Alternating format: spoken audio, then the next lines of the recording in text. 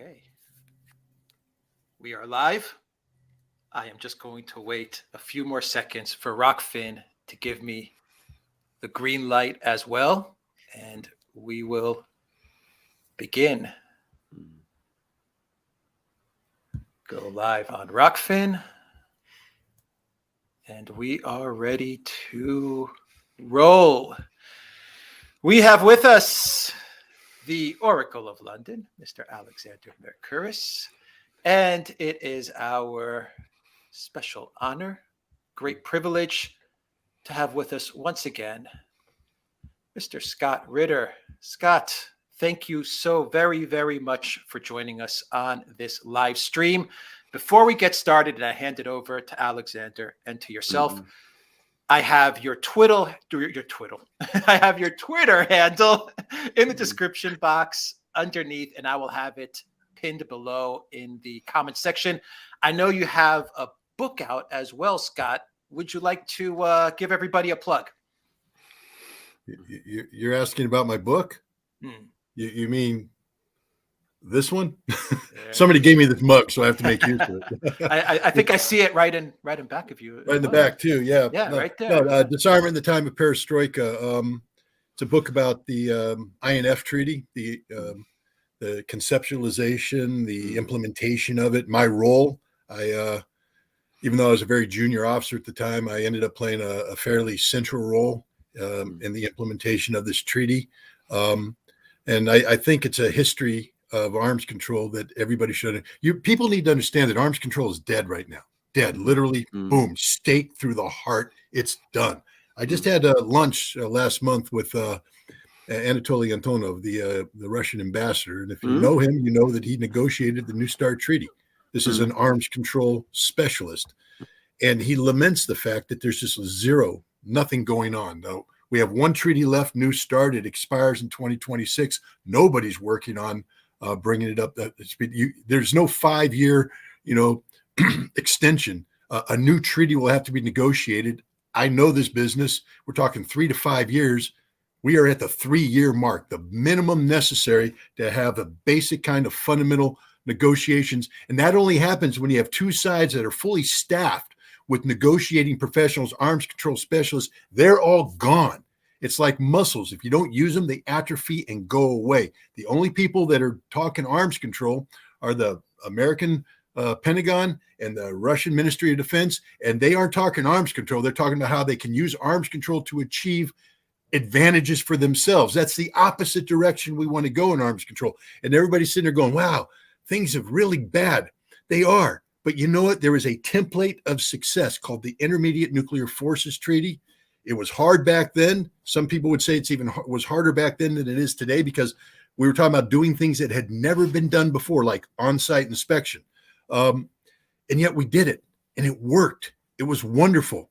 It happened to take place in a time of great turmoil, and that's part of the book. It's Disarmament in the Time of Perestroika. So I talk about being an eyewitness to the implementation of Perestroika and how that interacted with arms control and the problems that caused, et cetera. And I also just tell the story of the inspectors. I mean, we can talk about treaties, we can talk about processes and things of that nature. At the end of the day, it's humans on the ground doing amazing, remarkable things. And I talk about a certain group of humans who were the junior officers who were never intended to be part of this process. This was supposed to be an adult-run process where you have majors, lieutenant colonels, colonels, all of whom have advanced degrees, who have experience, who are knowledgeable. The last thing you want are lieutenants, because lieutenants don't know anything.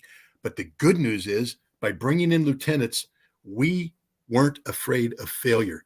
Everybody else was intimidated by this. We just charged in there and got it done. And there's 4 in particular. Read the book. I'm one of them.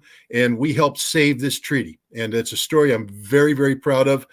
And it's not, but like I said, it's not just the history. Read this book in these dark times, and it will give you hope that arms control can happen and should happen and must happen. Fantastic. I will have a link for that book as well down below as a pinned comment. So let's get going. Let's just say a quick hello to everyone that is watching us on Rockfin, on Odyssey, on Rumble, and on YouTube. Hit that like, everybody, on all of those platforms. And a big shout out to everyone that is watching us on the Duran.locals.com.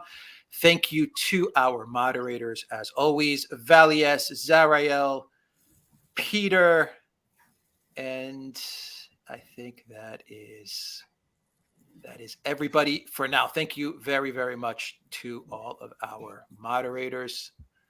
Let's get this conversation started. Preventing a long war. Alexander Scott, the floor is yours. Indeed, and can we say nobody better to discuss this topic with than Scott? And Scott's been commenting, discussing, explaining the facts about the war since before the war started. I can remember you were there as the situation was deteriorating. You were explaining why it was deteriorating, why we seem to be heading towards the conclusion that we did. And I have to say this as well. I think of all the people who've covered the war, nobody's got it 100% right, and whoever does, war. We're talking about war. War is, one of these things. It's the most unpredictable. I remember years ago reading, I think it was Machiavelli who said, don't start a war recklessly because it's the most unpredictable of all human endeavors. But if anybody who's got it most right, at its various stages, it's been you, Scott. You've described how things have evolved, the various interactions of the two armies, the interactions of the great powers. It's all been there. And of course, you've done it in so many... You've done it in so many different places, that it's absolutely essential to follow what you say and to keep on top of all the various things that you have been saying. So it's a huge privilege to have you. And Scott, you were talking about arms control. And actually, if you don't mind, towards the end of this program, perhaps not at the very end of the program, but, during the program, let's talk about that too, because, I'm old enough to remember the process of arms control as we led up to arms control situations. I even remember the negotiations around, SALT I and the ABM Treaty. I'm just old enough to remember all of that, the tip of my memory, and then SALT II and the INF Treaty and all of these things, how contentious and difficult they were, but how they didn't just control arms control, they built peace. That was the most extraordinary thing about them. And they didn't just build peace, but they changed the world. They changed Russia. Can I just add one thing real quick there on that topic? On December 8th, it was the 35th anniversary of the signing of the INF Treaty. And there was a reunion in Washington, D.C. of all the old INF hands, the negotiators. Yeah. Some of them are in their 80s and 90s. So they're getting up there. And then, of course, there's the young guys back then who are now a little in the year. But we were all there talking. And they invited a senior U.S. government official responsible for arms control who spoke off the record, so can't be named, et cetera. But this person was so arrogant about the role they play today and almost sort of casually dismissive of what we did back then. Oh, you did some important things back then. No, ma'am. We saved the world. And we pointed this out over and over again. Without the INF Treaty, and I will make this statement over and over, none of us would be here. The world would be over. We were headed towards the nuclear apocalypse. Pershing II missiles in West Germany were one of the worst ideas in the history of deployment of weapons. 5 to 7 minutes away from taking out Moscow, put Moscow on the razor's edge with their SS-20 missile force, hundreds of missiles with 3 nuclear warheads each aimed at a European city. It was game, set, match. There were so many close calls. You can only play Russian roulette so long before the bullet goes off and blows your brains out. So anybody who just is dismissive of arms control is this quaint little thing. Hey, wake up. You wouldn't be here. And I'll tell you what, I normally don't like to do this. Thank me and thank the others who did it. All right. Because if it weren't for us, you wouldn't be alive today. So I don't want to hear a damn thing about anybody trivializing the past. Not you. I'm not blaming you. I'm just getting fed up with people who are like, yeah, but that was history. No, dude, that saved your life. That literally saved your life.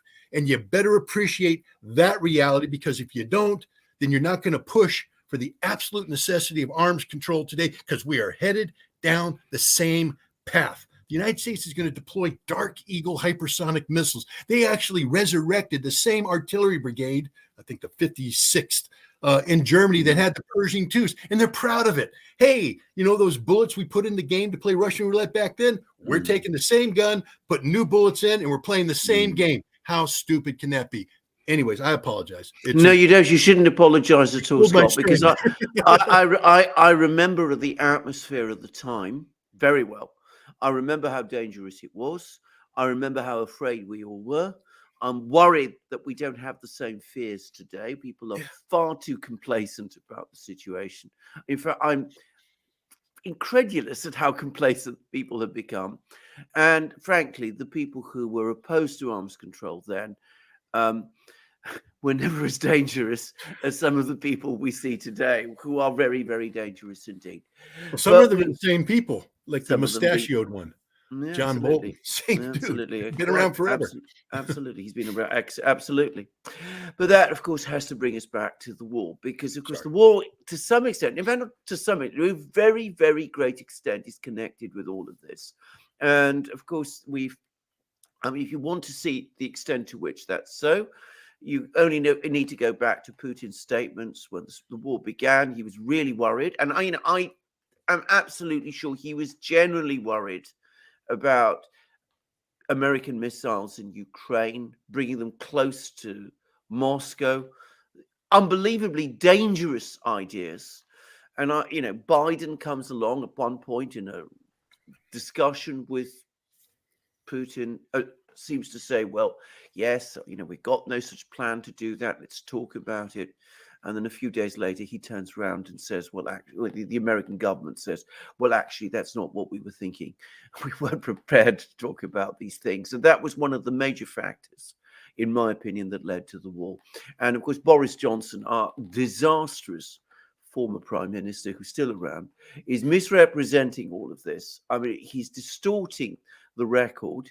It's quite clear to me that Putin was talking about missiles in Ukraine pointing at Moscow, and Johnson, disgracefully, is turning it round and implying that it was missiles in Moscow pointed at him, which is not just stupid and even comical, it's also dangerous and crazily aggrandizing.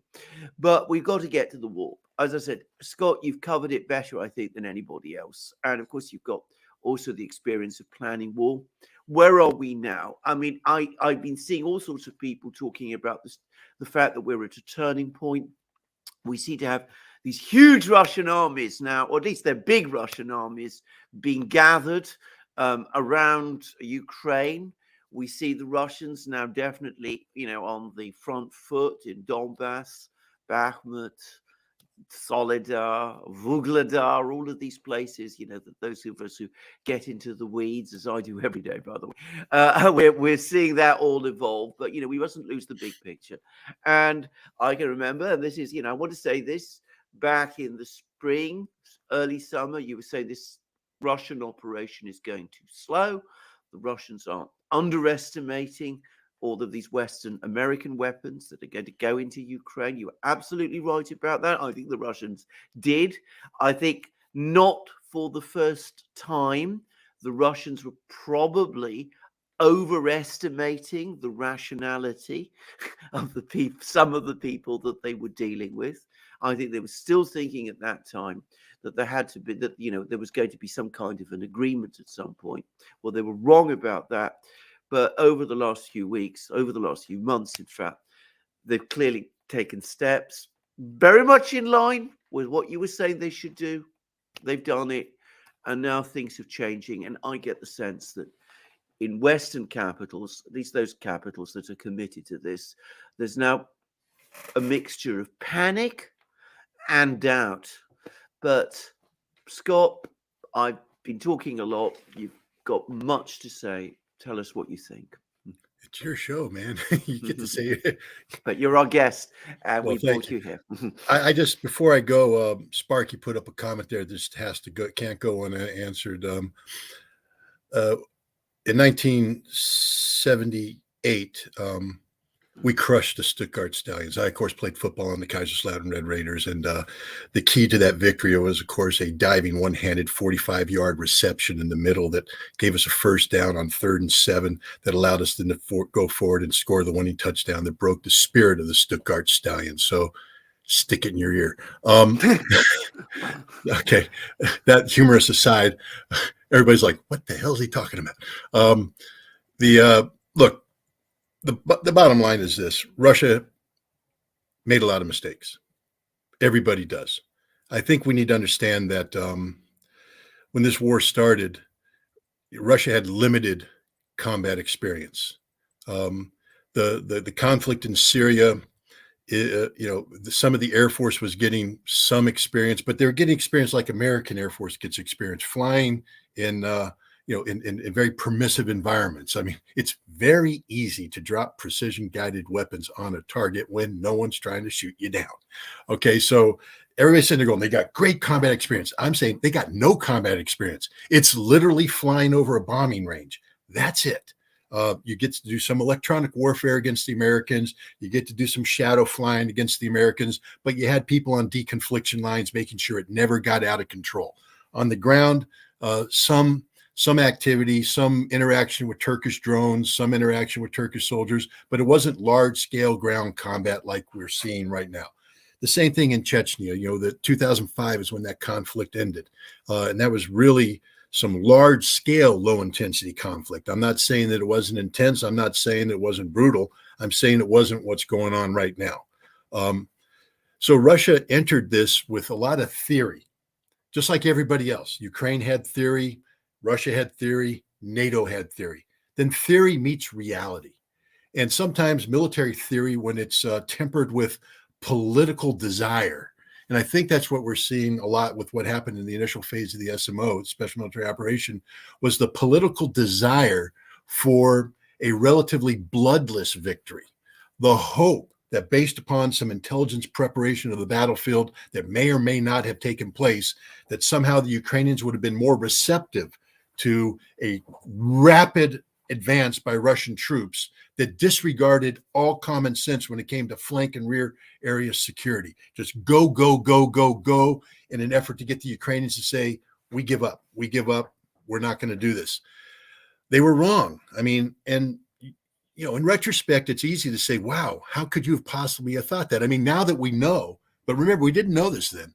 Now that we know that Poroshenko, Merkel, and Hollande have all admitted that Minsk was an absolute farce, and that the sole purpose of it was to train the Ukrainian military to be prepared to engage in combat operations with the Russians to liberate Donbass and perhaps Crimea. Now, if that had been a going-in assumption, then I would have said you might want to take this Ukrainian military a little bit more seriously than you are. But they didn't. And as a result, they got a bloody nose. Not a knockout, though. I mean, this is what I don't understand. The world is saying, well, the Ukrainians knocked the Russians back. The Russians kicked the snot out of the Ukrainians in the early phases. Yes, they suffered casualties. There's no doubt about that. My God, anybody will suffer casualties. If you put a convoy on the road with no security and people ambush you, you will die. That will happen to America, the Brits, the French, anybody. No military in the world can sit there and say, I would have come out of that one okay. No, I'm sorry. A well-executed ambush results in dead people all the time. And the Russians were subjected to several well-executed ambushes. But Russia advanced rapidly. They threatened Kiev. Now, people say, well, they didn't take it. I don't know if they intended to. It's hard to talk about taking a city of 5 million with 60 to 80,000 troops. It's very difficult to come up with a scenario where that is plausible. It is possible to talk about a feint operation designed to put pressure on the Ukrainians to get them to do what? And we now know what the what was. Russia was angling for a peace negotiation. They were the only serious ones. They were actually negotiating in good faith. When people say that Russia retreated from Kiev, retreated from Sumy, no, they withdrew. And we now know that it was indeed a gesture of goodwill telling the Ukrainians, we are serious about not occupying your country. We would like to sit down at the table with you and bring this thing to an end. And the end state would have simply been Crimea and the Donbass. That's it. Nothing else. Russia would have withdrawn from everything else. And it would have been with a huge political cost to Putin to do this. The hue and cry and outrage in Russia would have been immense if he left Zaporizhia, he left Kherson, and left it only with the Donbass. But he was going to do that. He was ready to close the deal. And it was the Ukrainians. You know, everybody's saying, oh, Boris Johnson came in and put pressure on them. No, the head of the SBU saying we were never serious about it. It was always what? To buy time. To buy time for what? Well, we now know that the CIA and Scott Ritter's not the only one who thought that the Russians were going to roll through and win this thing in a week. All right, now I will tell you this right now without fear of contradiction. Had Russia come in doctrinally, they would have rolled through and won in a week. Had Russia come in with 200,000 screaming memes, rolling through, shooting everything up, blowing things up doctrinally, leveling everything with doctrine, the Ukrainians would not have been able to handle that. And it would have been over in a week. But that's not how they came in. And as a result, the Ukrainians adapted. And it's that adaptation that led to, I believe, a major miscalculation on the part of NATO and the United States, who bought into their own propaganda and said, Russia can't win. Russia is weaker than we thought. Oh my God, friends, you couldn't be more wrong. Russia just had insufficient resources to the task. The United States, when we went into Iraq in 2003, went in with just short of 200,000 troops. Wasn't enough. Thank God the Iraqis folded, because we came up to the Karbala area and we had to pause because we outran our logistics. We were at risk. Had the Iraqis launched a major counterattack at that point in time, it could have been trouble for us. Any army that engages in a major military undertaking with insufficient resources is going to lose. Every single time. It doesn't matter how well trained you are, how well equipped you are, how good your leadership is.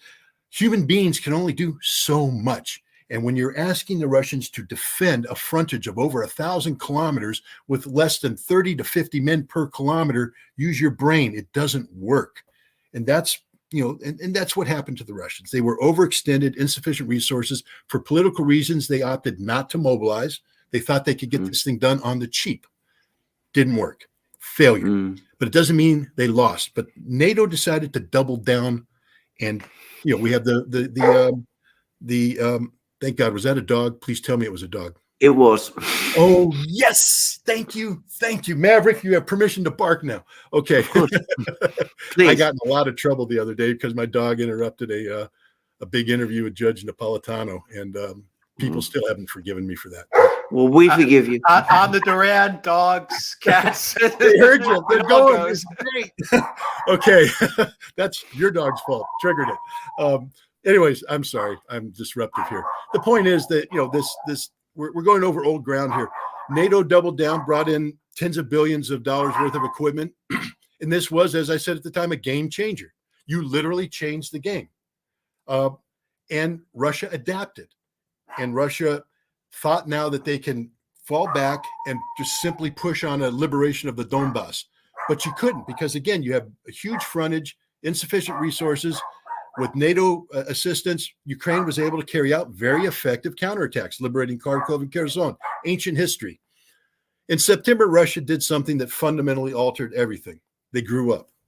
They literally grew up. And they sat down, they said, okay, we're going to make some hard decisions. We're going to give up territory that's going to be politically difficult for us to explain, but we're going to preserve lives, preserve resources, and then we're going to mobilize. Not a full mobilization. They don't need it. They're going to mobilize with the resources sufficient to the task. 300,000 men. Plus, remember, no one's talking about the about 180,000 volunteers that have been mobilized also. And they did that. Now, the beauty of what the Russians have done is they're just operating on their timetable. I mean, I'm amazed how many people are like, 300,000, well, where are they? They're getting trained. There's a thing called training. It's very important, by the way, not to rush it. They're being equipped with sort of the best equipment in the world, and they're learning how to use it in operational theory that has been adapted to a new reality. They're not simply pulling out the old playbook and saying, let's learn how to do a, old-fashioned single wing football formation. They're going, no, we need to go back in the pocket and throw, baby, because that's the new football. And they're training their guys to do this. And they're doing it very patiently. And remember, the war didn't stop during this time. Since May, Russia has been fighting a major offensive against the Bakhmut-Soledar front, one of the most heavily defended places on earth. And it's been a grinding, brutal war. Some people have, Colonel McGregor, who I have tremendous respect for, has talked about 14 brigades. I think the equivalent probably closer to 20 brigades. A brigade is 4,000 to 5,000 men. They're suffering 80, 90% casualties before they're pulled out. Do the math. I mean, I can get a calculator and do it, but that's a lot of Ukrainians getting burned up right there, which has been the strategy of the Russians. They've consolidated their lines. They brought in an initial group of 80,000. They took the most recent, people who most recently left service, who have the most recent experience. They brought them in. They gave them refresher training. They brought them in as manpower replacement. They filled up the lines. They've consolidated their defenses. They're defending doctrinally. Every time the Ukrainians now try to launch an attack, they get their nose smashed because they're going up against hardened points. They split. They go into predetermined cauldrons of fire, and then the Russians rain down death and destruction. That's the end of the Ukrainians. If by chance they penetrate, which they haven't yet, they penetrate the front line of defense, and whoop, lo and behold, there's the secondary line of defense. Again, fully manned this time. It's not for show. They're there with the sufficient artillery to blow the living dog poop out of the Ukrainians. And if they, God, happen to get through that as well, there's the third line of defense because the Russians are defending doctrinally. And while the Ukrainians are blasting through first line, second line, third line, in theory, because they've never gotten through the first line, then the reserves, organized reserves, dedicated reserves come in with a vicious counterattack and annihilate them from the face of the earth. This is the reality. This is why anybody who thinks that Ukraine is going to organize some sort of miraculous offensive that's going to take Melitopol, as Zaluzhny hypothesized in his interview with The Economist, is just smoking dope. Literally can't happen. You can't do it with 30,000, 40,000, 50,000, 60,000, 70,000. You can't do it. First of all, remember this: the more troops the Ukrainians concentrate, the more targets the Russians have. And so the mailed fist just isn't going to happen. Every time they've brought together multiple battalions, they get slaughtered before they get to the front. This is what Russia's doing. Meanwhile, in the background, there's 200,000 to 300,000 dudes that are doing push-ups on a daily basis, eating raw meat, and getting trained. And they have generals who are actually pretty damn good. I mean, people can, excuse my language, I apologize. I don't mean to swear. I'm getting a little spun up, so I'll calm down. I'll have a sip of Diet Coke. But their generals are pretty good. They've been denigrated. These guys are good. And the thing is, I've always said, generals are good. Staffs are better. And the Russians have some of the best staff work going. The general staff from the top, the general staff on down to each one of the battle staffs are comprised of very sharp junior officers who know what the hell they're doing. They plan meticulously, and they plan in a very efficient manner for deadly operations. And these guys are coming up with a plan of action that will maximize Russian combat potential. And we see it playing out right now. Has the Russian offensive started? Everybody's asking that question. Yes and no. Yes, the Russians are shaping the battlefield. You mentioned these attacks that are taking place throughout the front. None of them are the main event. The Russians haven't committed the bulk of their forces.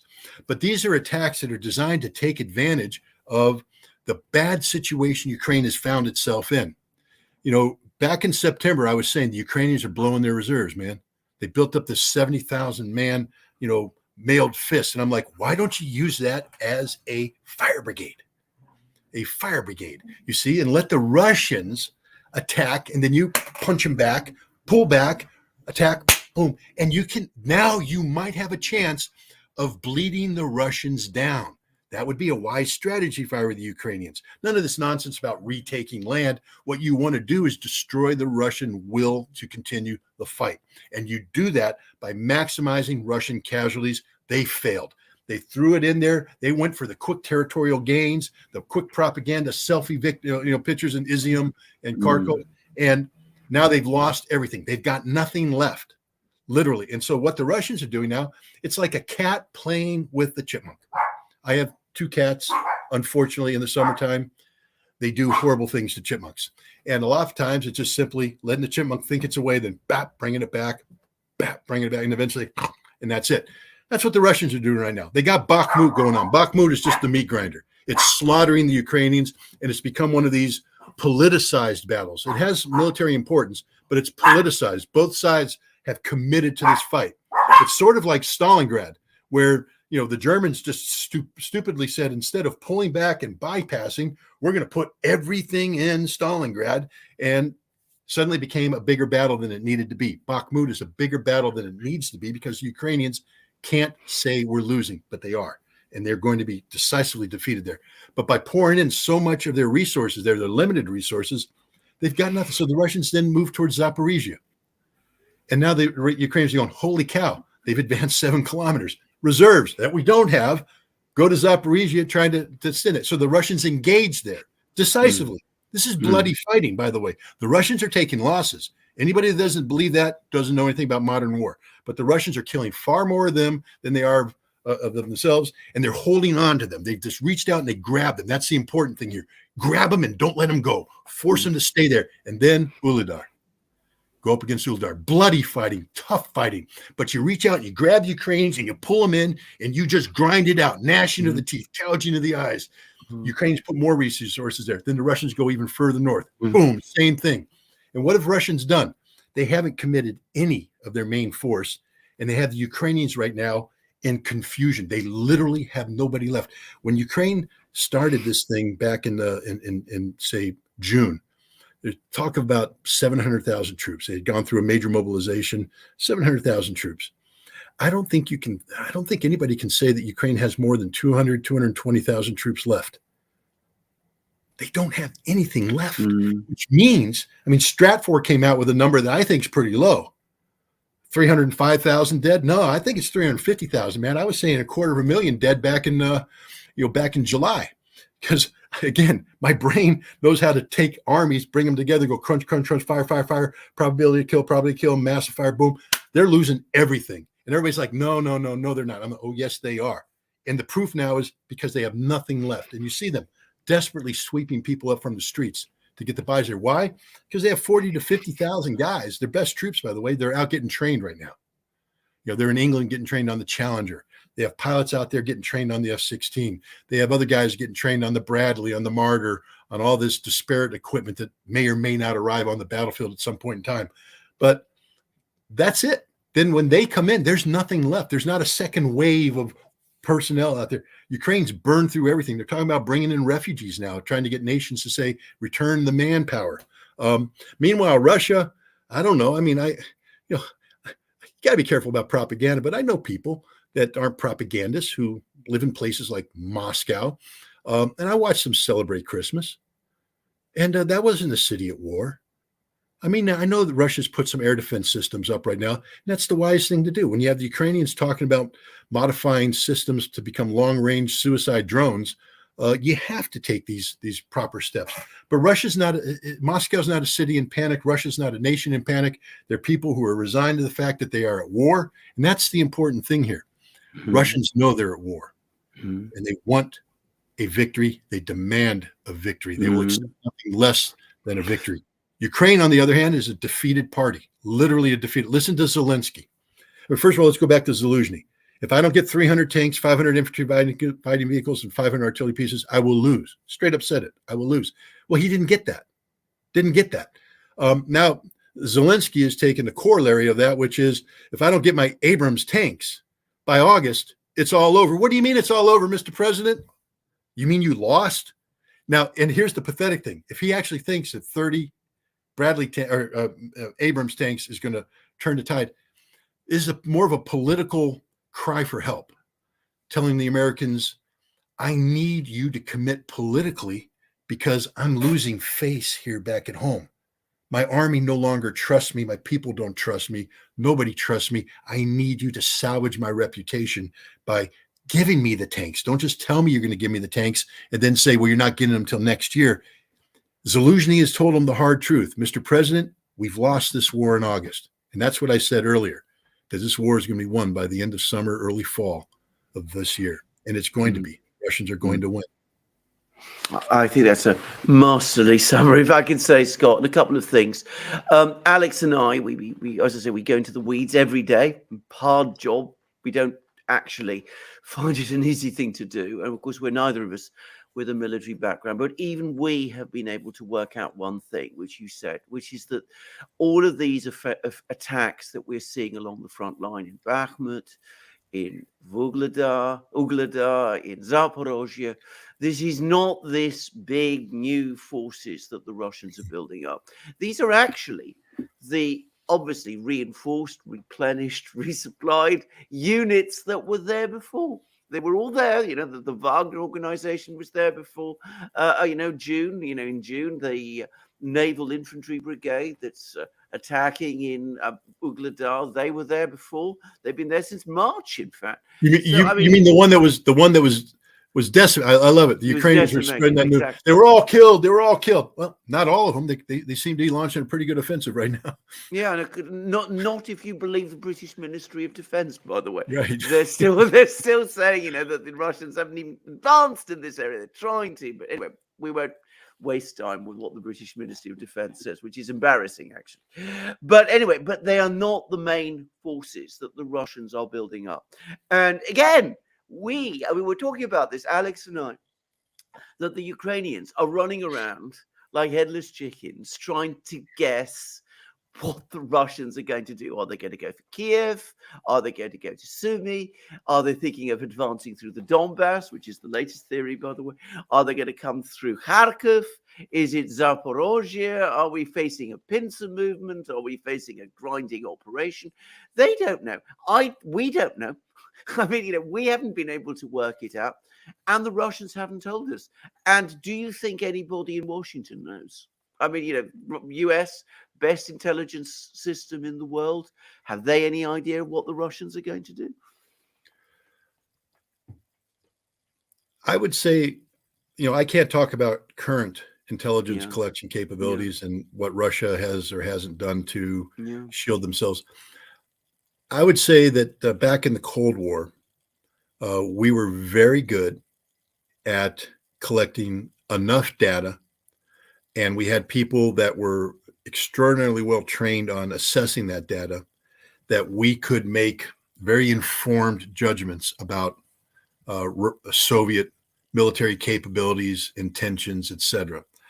It wasn't perfect, but it was okay. And what I'm saying is, if you bring that in today, and you allow a good mid-level analyst to operate free of political influence, and this is a very important part, because the political pressure that's put on the intelligence community today is unprecedented, because we have people like Tony Blinken and Jake Sullivan and the President of the United States all saying what they want to happen, what they believe should happen. And the last thing the system tolerates is someone like me coming up and saying, well, boss, that ain't going to happen. The data points otherwise. There's a lot of pressure. In the old days, you could get away with it. I got away with it all the time. I mean, I don't know how many times I was called on the carpet and told by people, change your assessment. I said, no. And senior people came in and said, no, that's his job, and we have to deal with that. Today, that doesn't happen. The junior analysts who put in papers like that stay junior analysts. You don't get invited to the table unless you provide the meal that the customer wants to eat. And so I know there's people out there that know exactly what the Russians are doing. I think right now that the customer wants the truth. This is why we saw Miley. This is why we saw Burns, the CIA director. Miley met with his Ukrainian counterpart, Zaluzhny, and we saw the director meet in Kiev.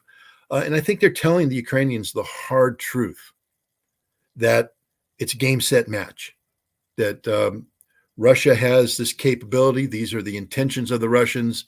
And we don't have the ability to repeat what happened in last May, June, July, where we had the miracle of the Marne, so to speak, where this new equipment came in and we have an overextended Russians. The Russians will never make that mistake again. Ukraine will never be given the opportunity to launch that kind of spoiling attack.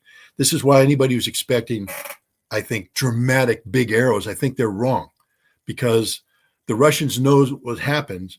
I mean, Popov's tank army, 1943, after the Battle of Stalingrad, is sitting there running rampant in the German rear, but he overextended, and von Manstein launches a limited armored counterattack, pinches off, and slaughters the army.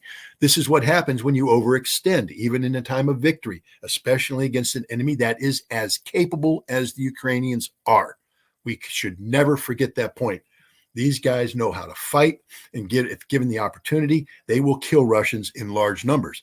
So Russia's job is not to give them that opportunity. And there's no reason for Russia to do. Note that Russia is not panicked. So whatever happens in the offensive will be well thought out. It'll be meticulous. It'll be methodical. And it'll be devastatingly deadly for the Ukrainians. And the Russians are just going to grind, advance until they accomplish what they want to accomplish, which is the destruction of the Ukrainian armed forces.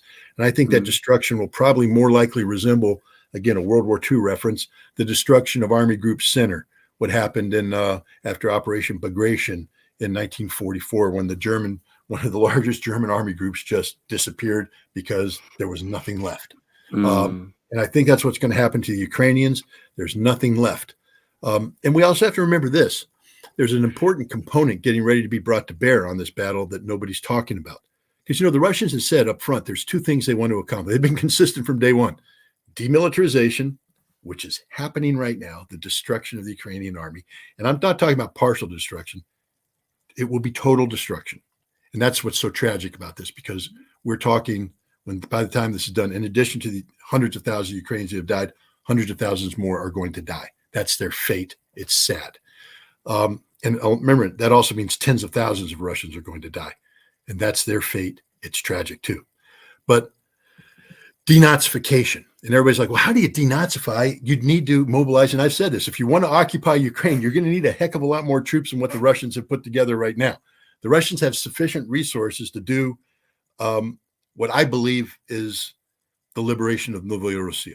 I believe at the end of the day, if Ukraine doesn't want to come to the table, Russia will take all of what Novaya Russia, from Odessa up to Kharkov and everything in between, will permanently become part of Russia. So sad, too bad for Ukraine. You basically made your own bed. But to accomplish this, that doesn't solve the problem of Western Ukraine. That doesn't solve the problem of Lvov. That doesn't solve the problem of Kiev. That doesn't solve the problem of Stepan Bandera and the ideology of the Banderists that's only becoming more radicalized and more mainstreamed the longer this war goes on. That's a political problem for Ukraine to solve. Now, the Russians are going to help make the Ukrainians solve that problem themselves. And I think the way they're going to do that is with a strategic air campaign. Again, we haven't seen it unfold in its totality, but we've seen the preparation of it. I mean, General Surovikin, when he was the head of the SMO, started taking out the Ukrainian energy infrastructure, and it's crippled the Ukrainian economy, and it's inflicted huge harm on the Ukrainian civil society and their ability to sustain conflict. There is no Ukrainian heavy industry worthy of the name right now. But this is just the beginning. I think you're going to see, in concert with whatever big offensive occurs, a strategic air campaign that is specifically designed to destroy Ukraine as a modern nation state. It's tragic. I'm not gloating over this. It's horrible. It didn't have to be this way, but it's going to be this way, because that is the only way you're going to get the regime, which Russia has likened to a Nazi regime. So when you say denazification, understand Zelensky does not get to survive this conflict as president of Ukraine. Neither does anybody in the Rada, anybody associated with him. They all must go. And how does Russia do that without taking Kiev? By destroying Ukraine as a modern nation state, by collapsing Ukrainian society. And unfortunately, I see that that is the direction Russia is going to go with their strategic air campaign. Putin's no longer playing games. First of all, understand this. He was betrayed in the Minsk process, and then betrayed in the Istanbul negotiation process. And the West is betraying him today by crossing red line after red line after red line. Remember, there was a time when Joe Biden said the provision of main battle tanks to Ukraine cannot happen because that would mean World War III. Here we are giving them main battle tanks. And the only reason why it's not World War III is because of the political maturity of the Russian leadership, the only adults in the room. And they are willing, unfortunately, to suffer thousands of casualties. Imagine the burden of command that exists on Putin and his leadership to embark on a course of action that requires patience, but that patience is measured in the lives of hundreds, if not thousands, of your own troops who otherwise didn't need to die that way. And you have to talk to the mothers and the fathers and the children and the grandchildren about why this happened. I mean, I couldn't even begin to comprehend the toll that takes on a human being. But the Russians have made this decision, and this is where people get wrong. And I'll leave it at this. This denigration of Vladimir Putin. I mean, I'm writing an article right now, but I'll give a little heads up on it. I compare the lies that were told about weapons of mass destruction in the lead up to the Iraq War with the lies that are told about Vladimir Putin. Vladimir Putin is the new weapon of mass destruction in terms of the justification the West uses to carry on this conflict. Absolute bald-faced lies about the reality of the man, who he is, what he's trying to do, what he accomplishes, what he means to Russia, what he means to the world. We're being told nothing but lies. And because we don't understand him, we can't begin to comprehend what Russia wants. We continue to talk about Russia wanting to move into Europe, advance through Poland, and they don't want that. Russia wants what it has always said it wants: peace, a new European security framework that respects not only the spheres of influence of Russia, but the spheres of influence of the West, and that to find a way to bring them together, as Russia tried to do in those draft treaties. All the people that mocked those draft treaties that were submitted on December 17th of 2021, you'd pray for those treaties today. You'd crawl on your knees to have those treaties on the table today to avoid this conflict. But you missed your opportunity. You may get that opportunity again, but Russia's going to win the war first. I think he's absolutely correct. And I think that the collapse in trust has been a profound factor which is going to affect us going forwards, because I think it's extremely unwise, just to put it mildly, to not just deceive the Russians, but to go on bragging about it, which is what Poroshenko has been doing, and Angela Merkel and Hollande have been doing it, and now Budanov. We strung them along. We didn't really mean to negotiate in March. I remember that time in March, and I can remember very well how Putin was he actually stopped the Russian advance for a whole day in order to allow an opportunity to get negotiations going. Things which I'm sure the military people must have been absolutely furious about. Furious. But anyway, that's what he was doing. He was giving these instructions all the time. We want to talk, we want to negotiate. And there was a moment some months ago when I realized that his perspective, this is Putin's perspective, has completely changed. And I discussed it in one of my programs, and I was wondering whether I'd got the Russian right, but Russians wrote to me and said he did absolutely. And that was the first time he made some comments which seemed to call into question the future of Ukraine, of the Ukrainian state. He seemed for the first time to say, well, look, I did what I could. I negotiated in earnest, sincerely. It didn't work. If Ukraine as a state is going to disappear, well, it wasn't because of me. It was not what I wanted. Others maneuvered it to have it happen. And I just wanted to say this, Scott, and I've just been saying this actually quite recently, which is that I think people need to ask themselves how we've got here. You discuss the cost, hundreds of thousands of people who are dead, the tens of thousands on the Russian side who are dead, the devastation of Ukraine as a country. And why? What was it all for? To prevent Donbass getting autonomy? The disproportion in the cost that Ukraine is paying for these tricks that it played, to try and avoid giving Donbass autonomy. It seems staggering to me. And I think anybody who tries to justify it today really ought to go to Ukraine, or to speak to the people in Ukraine who are suffering. And maybe they would understand how completely reckless and wrong and foolish, ultimately, that was.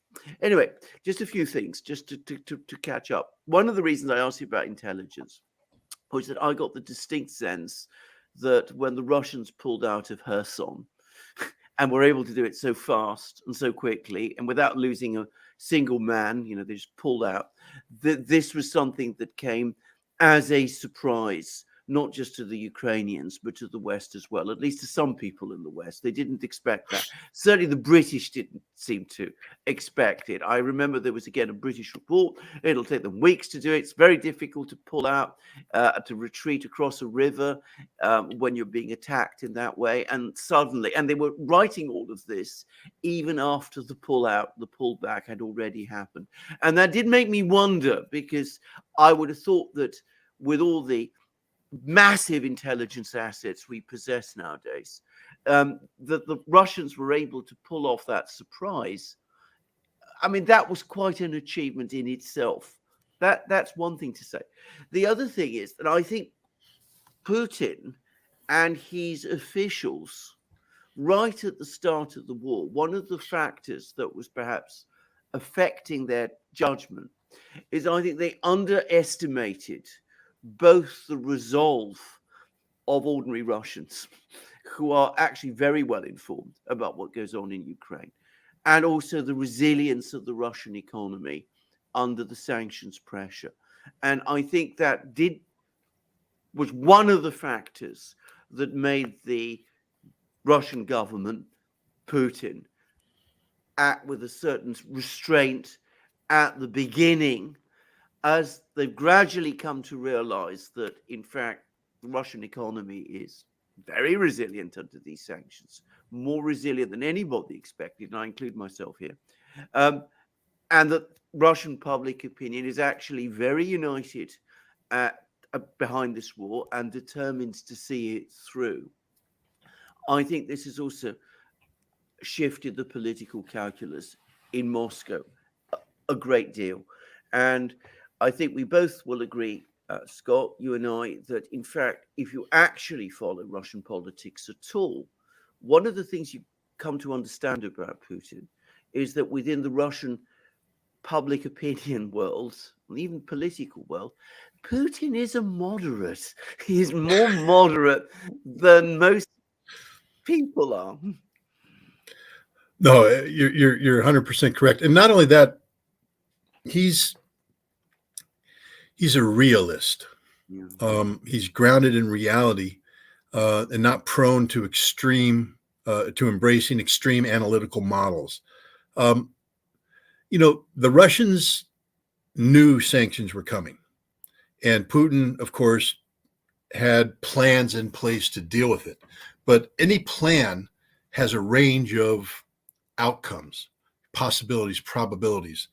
And if you reflect on it, I mean, one of the reasons why the West was so confident in the sanctions is that there was a significant percentage of Russia, especially Moscow, Russia, St. Petersburg, Russia, that was thoroughly woven into the Western economy.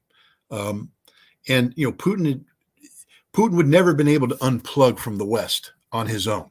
If Putin had tried to unplug, there would have been a hue and cry. And also keep in mind that he wins elections by garnering 53, 56, 59% of the vote. He's not Saddam Hussein, who holds an election and wins by 99%.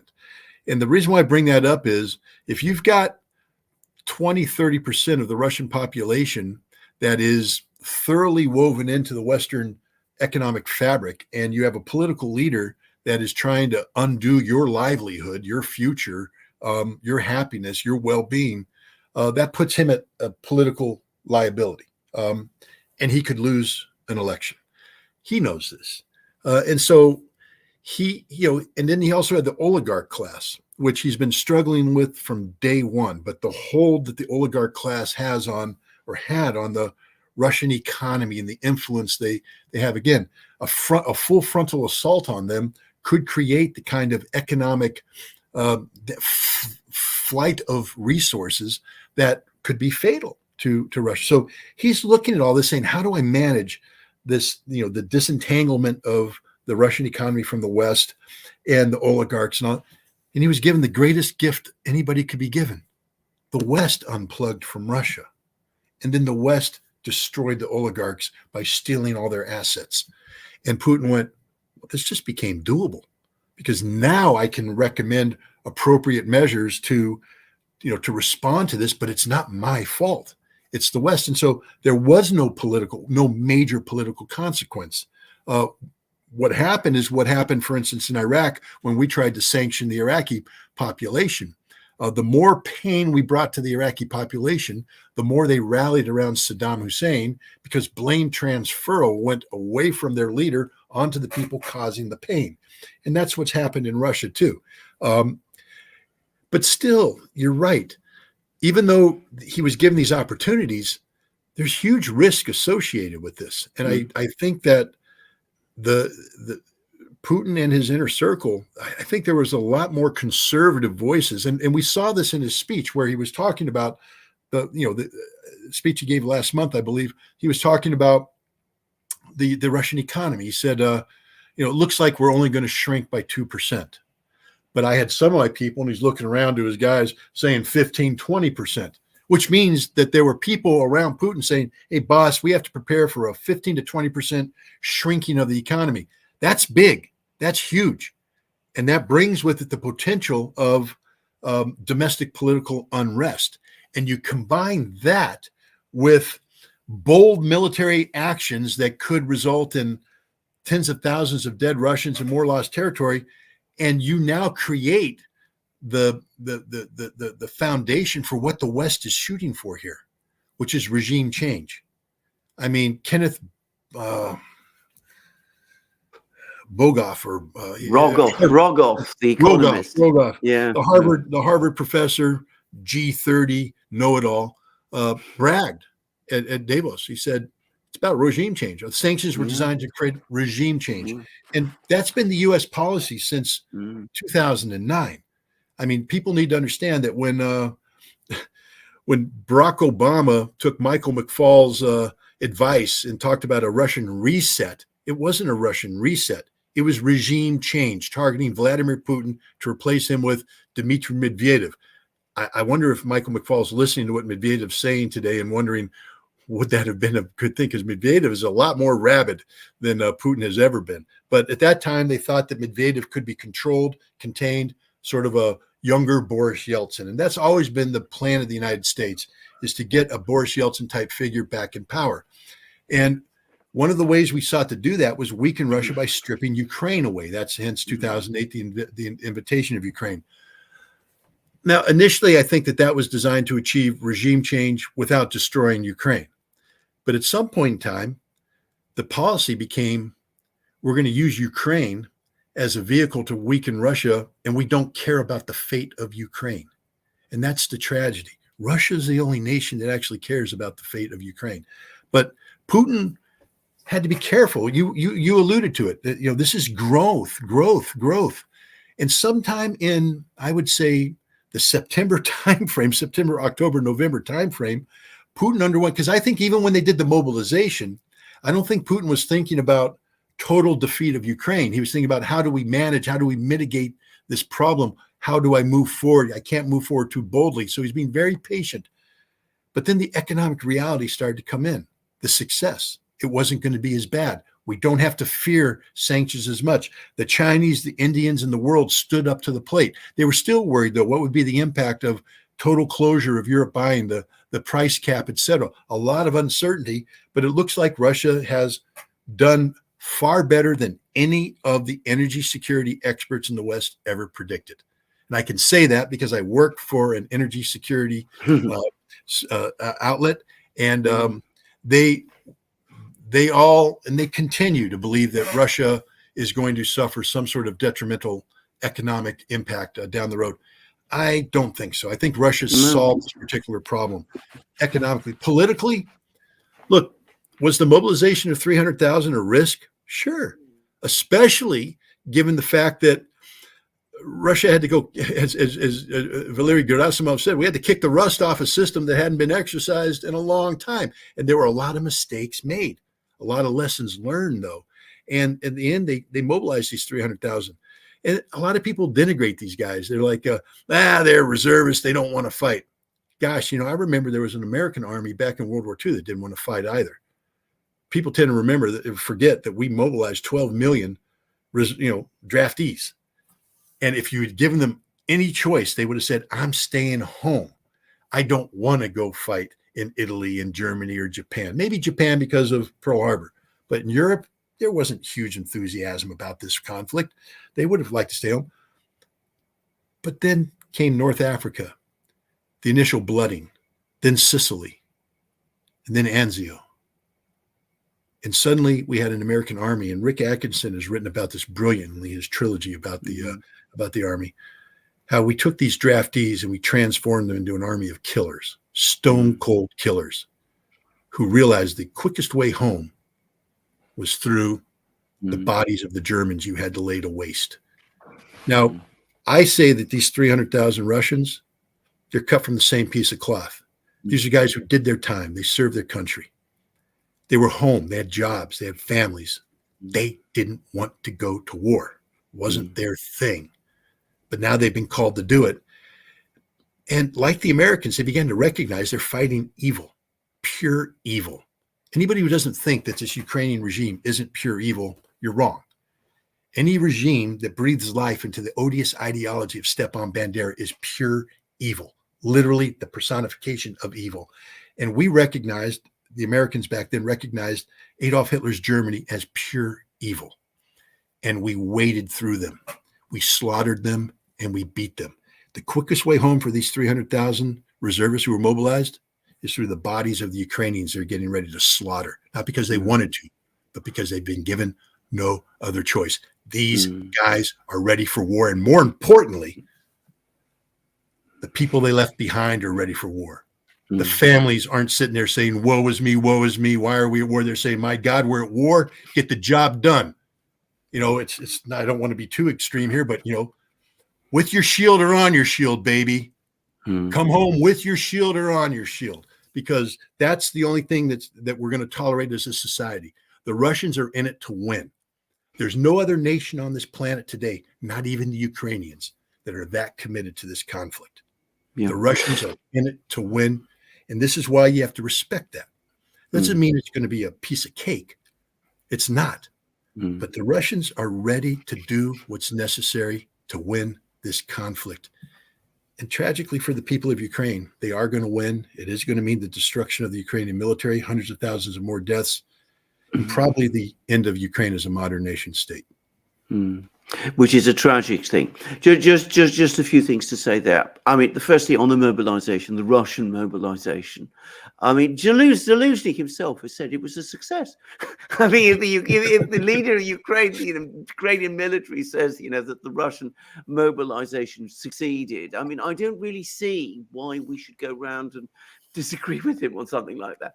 And I found it actually very impressive that Gerasimov, who is the head of the Russian General Staff, has said, that there were problems, and that the Russian media were talking about the problems all the way through the mobilization. I thought that was, by the way, extremely good politics. It was not trying to hide everything. You talk about it straightforwardly, and it showed confidence that this process would actually be carried through successfully.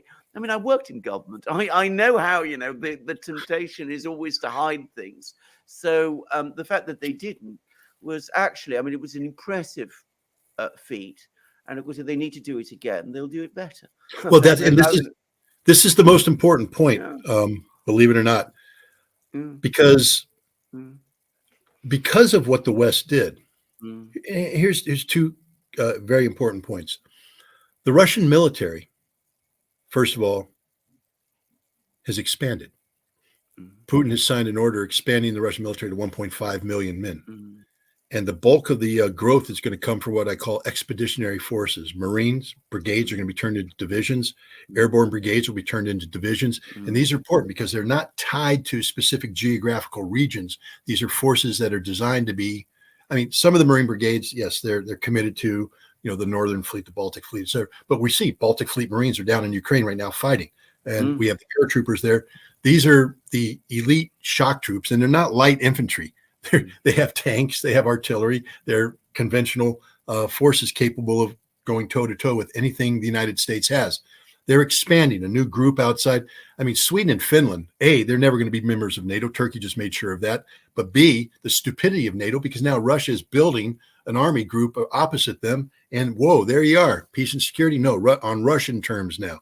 But Russia's doing that. But it's not just the expansion, it's the reorganization. At the end of the Cold War, Russia did away with the Soviet era, battalion, regiment, division, corps. They went to, brigades that were designed to crank out 2 or 3 what they call battalion tactical groups.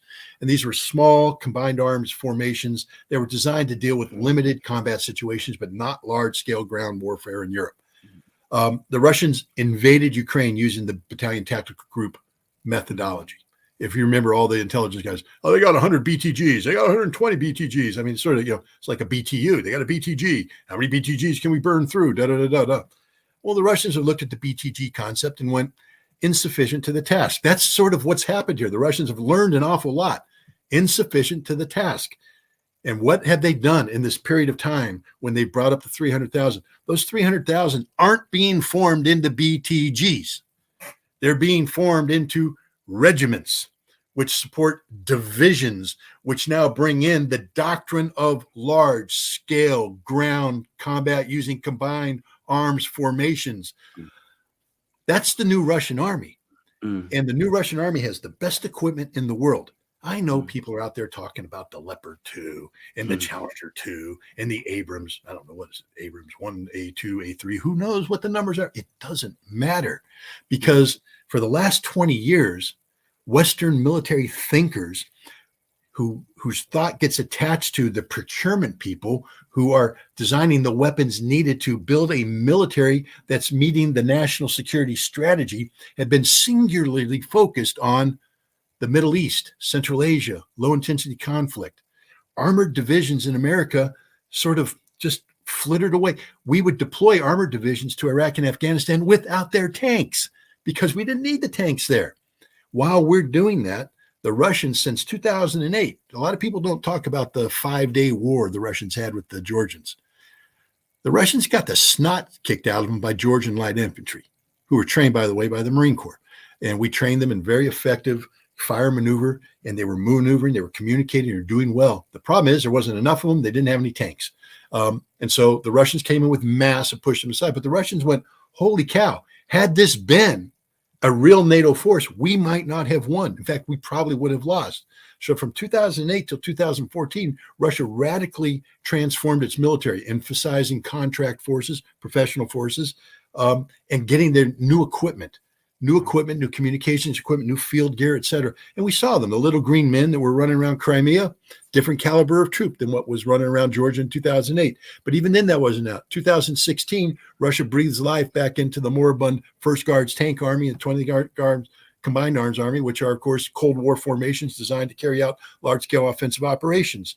But even then, they kept the brigade structure, BTGs.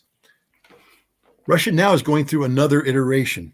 This, like the caterpillar, just keeps morphing, and they've morphed again into a force that is totally dedicated for closing with and destroying a NATO-style army and large-scale ground combat. The T-90 tank is designed to destroy everything in the NATO inventory.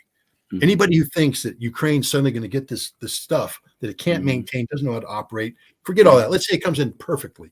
Everything works perfectly. It never breaks down. You're still not going to beat the Russians because every weapon in their arsenal has been designed with the intent of destroying exactly that same equipment. We can't say the same of the Russian equipment. Will a T-90 tank blow up? Absolutely. That's been proven. But it also survives a lot of things that we are surprised that it survives. It has a gun and it has main tank ammunition specifically designed to defeat the Abrams tank with the depleted uranium armor. And we're not giving that to the Ukrainians. We're giving them the steel armor, which means you might as well just say, hey, all you guys in there, and it used to be just 3 bodies, but now it's going to be 4 because the Abrams has a crew of 4. So there's going to be additional dead Ukrainian. But everybody goes in there. Just write your letters before you get inside, because the moment you move that tank to the front line, it will be destroyed. The same thing with the Leopard, same thing with the Challenger. None of these tanks will survive any major engagement with their Russian counterparts. The Russians are organized, equipped, trained to kill these people. These people have no clue what they're getting ready to tangle with. Do you get the impression, because I'm increasingly getting the impression, Scott, that the militaries in the West are ringing the alarm bells? I say that because, can I just first of all say, I mean, one of the things you've been saying for years, not just recently, long before this war, about the extent to which NATO armies have withered away, this has been demonstrated vividly. We've seen that with the German army. They've come up with all kinds of admissions about this. There's just been comments about the state of the British Army. And I don't know whether you're up to date with this, but we had Sir Patrick Sanders, who was our top general, say 14 tanks to Ukraine is going to cause a major weakening of our military. That's 14. I mean, not 400 or just 14. We don't have 400 tanks. We've got about 150 of them, and not all of them in particularly good shape, apparently. Right. How many of those can actually start? Exactly. And there's just been a report that, perhaps in 5-10 years, we might be able to put a division together. 5-10 years, a division of 25,000 men. I mean, we are in a terrible state in the British military, something I had not appreciated myself to the extent that we are. But do you get the sense that the militaries in Germany, in Britain, but first and foremost in the United States, are now trying to signal to the political leaders, this has gone too far, this is going wrong, we're throwing away a lot of our equipment in this bonfire, which is Ukraine. Ukraine can't win. We're not weakening the Russians. You've just described how the Russians are cranking out more divisions, cranking out more regiments, building up their military. We've discussed the economics, that the economy, in fact, is not contracting in Russia. It's, in fact, probably going to expand this year. Whereas in Germany, we're probably in recession. And in Britain, by the way, we definitely are. So do you get the sense that the militaries, that Miley, that all of those people are quietly telling or trying to get the political leaders to understand that this isn't going right, that there is no actual military victory to be won for Ukraine in this war? I believe so. I believe that message is being broadcast. I mean, we saw the Germans had to go public about it because their politicians were getting so far ahead of reality that the German military has come out and said, we're naked. We got nothing, literally nothing. Nothing works. I mean, they've got 1 battalion's worth of Leopard A2 or Leopard 2 A7s, which is their most modern version. That's on rotation to every other battalion in the German army because there's only 1 battalion's worth. So to train your other battalions, you have to get that. The other A6s don't work, so they gin up another battalion worth to be the OP4. So you have tanks being moved around. So on paper, it says, we got 6 German armored battalions? No, you don't. You don't. They had to cannibalize everything to get that armored task force up to Lithuania.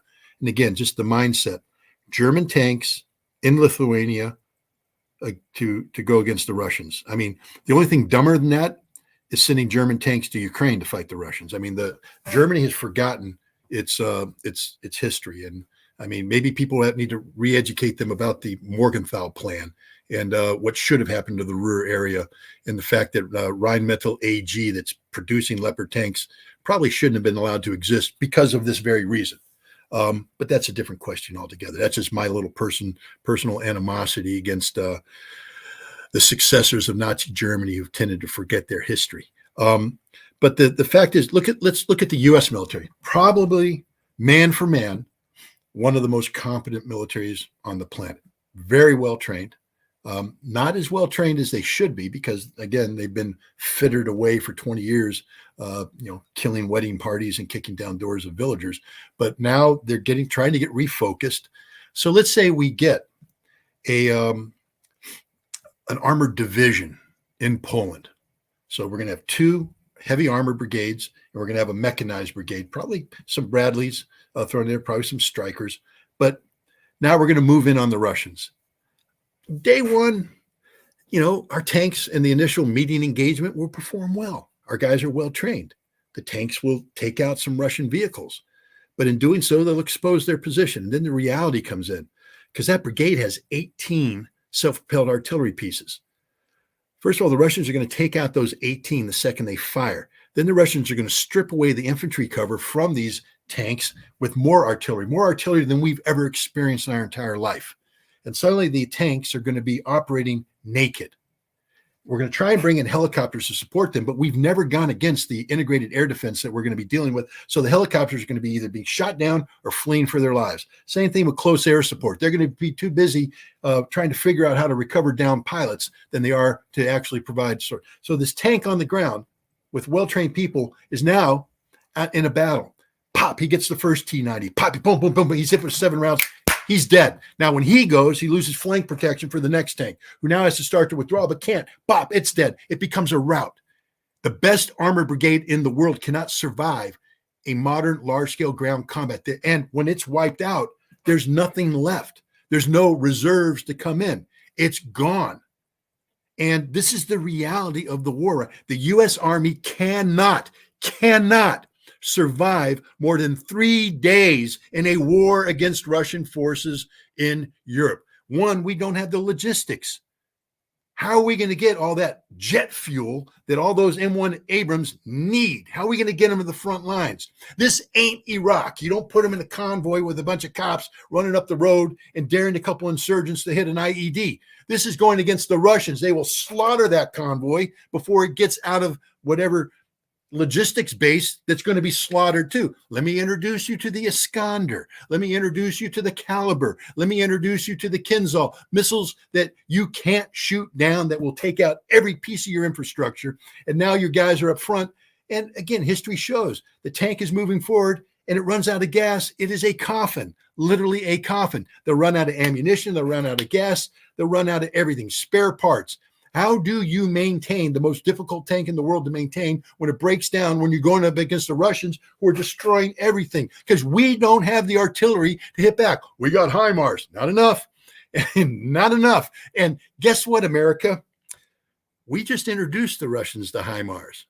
And the Russians went, oh, okay, that's a system. It hurts. It stings. We've lost a lot of guys. Adapt and overcome. They now have a counter HIMARS strategy. So whatever tactical advantage we thought we were going to have by bringing HIMARS up is gone. And you know what else they don't fear? The M777. Turned out to be the joke I always said it was. People have to remember, I wrote about it back in June. I said, don't give them the M777. It breaks. It breaks. It breaks. It breaks. It's not as good as you think it is. And the ones that aren't getting hit by the Russian Lancet drones, they're breaking. And when they break in Ukraine, you don't have a bunch of guys coming in on a deuce and a half, jumping off with the spare parts, pumping up with nitrogen, replace the part, get it back up and running. You got to remove it all the way back to Germany, where American Depot fixes it, and it takes time. And then you got to bring it back. And all that movement opens up to either further interdiction. And the American Army is the best one Europe's got. The German Army can't fight, can't get out of barracks. It is literally a joke. The French Army, incapable of deploying outside of France without American airlift support. And even then, it's just the light armor. They can't move their heavy stuff. Germany, Europe, they did an exercise because we've been going in and doing it's the new version of Reforger. But one of the things we found is Europe's infrastructure is not conducive to the large scale movement of military materiel. First of all, everything's going to be sort of confined to trains or rail lines. If you think those rail lines are going to survive the first day, think again. Then there's bridges. There's only a number of bridges that can handle the weight that we're talking about. They'll be taken out. So all these reserves that are supposed to flow towards the front line ain't going to flow. Just they're not going to flow. Meanwhile, Russia is operating on interior lines of communication with well thought out plans, bridges that can take it, equipment that can actually travel off-road, the movement of forces compared, the actual strategic mobility potential of these parties is there's no comparison. What, we talk about the Baltics? Really? We want to talk about the Baltics? I forget, what was the country? Estonia or Latvia is going to hold their major mobilization of 600 men. Well, there you go. You know how many 600 men doesn't even give you a half a day in Bakhmut, okay? So, no, thank you, the Baltics. Poland has an army of 164,000 right now. Maybe 40,000 are good troops. The rest, no, they're not. They don't. The same thing with the rest of Europe. Can't fight. They want to go to 300,000, but the Polish army is shrinking by 4,500 men per month. Good luck with that, Poland. And the Italians. Never mind. We don't even want to talk about the Italians. So there's the British army. I don't mean to pick on them. They used to be well-trained individuals. Not anymore. I think even the British acknowledge that they've lost the edge. But, you know, the World Cup, they had the great World Cup in Qatar, and you saw those big stadiums where the games were played. You could put the entire British army in one of those stadiums and still have 20 to 30,000 empty seats. Mm-hmm. The British army is nothing. It's a joke, literal joke. And this is supposed to take on the Russians. And the Russians, remember, aren't shrinking. They just expanded to 1.5 million. And it's not just that they've expanded. Their defense industry is in a near wartime production mode without any meaningful impact on the civilian industry. They are pumping out 20, 30, 40 T-90 tanks a month. In addition to the modernized T-72, the T-80s, artillery, you name it. The Russians are just cranking this stuff out. And it's good stuff. It's good stuff. The West has made a fatal mistake here because NATO will never be able to match this expansive Russian military. You know, Stoltenberg back in Madrid in June talked about 300,000 rapid response force. As soon as he opened it, I went, what? Where are you getting these? Because the last time I checked, NATO doesn't print troops like America prints money. The troops actually come from the constituent members who actually have things called parliamentary bodies that actually have to approve this stuff, fund it, then they have to train it and make it available to NATO. And the Germans were going, what, you want us to take that battalion that we already stole everything to make a battalion? You want to turn it to a brigade? We can't do it. The British did the same thing. You said, you know, the British thinking, what, in 15 years they could have a division? Well, they can't get a brigade right now, and they want to turn that British battalion into a brigade? No. I mean, the only one that can generate brigades is America, but we're out of brigades to generate because our army has shrunk. We spend $800 billion a year, but our army's actually getting weaker and weaker and weaker every year because we're not buying new equipment for the army, because we're not doing the maintenance that's required, because we don't have pre-positioned equipment. I mean, we have Cold War mentality that somehow thinks that this is the 1980s when we could surge 250,000 troops in 10 days to marry up a pre-positioned equipment that were combat ready because we spent billions of dollars every year maintaining this equipment, making sure it was ready for moments, use at a momentary thing. We don't have that anymore. We literally don't have that. So, but the Russians do. The Russians are getting ready for the big one. And we're sitting here, talk. I bring up that line from, one of my favorite movies, Top Gun. Son, your mouth's writing checks your body can't cash. And that's literally what NATO's doing. Stoltenberg opens his mouth and people should just punch it and shut it forever. Baerbock opens her mouth. Never punch a woman, but please ask her to be quiet. Anybody who speaks now, who is the Dutch admiral just came out, the director of the NATO Military Council. Just came out and he's like, we are ready for a war. You're not ready for anything, dude. You couldn't even get your guys out of garrison. I mean, this is a joke. You'd think it's a Monty Python movie. It's so bad, but it's not. It's sad. It's sad because here's the thing. And people sometimes think that because I articulate a stance that's analytically supportive of what Russia's doing, that somehow I have it out for Ukraine. I don't at all. My heart breaks for what's happening. This is the death of a nation. This is the death of a society.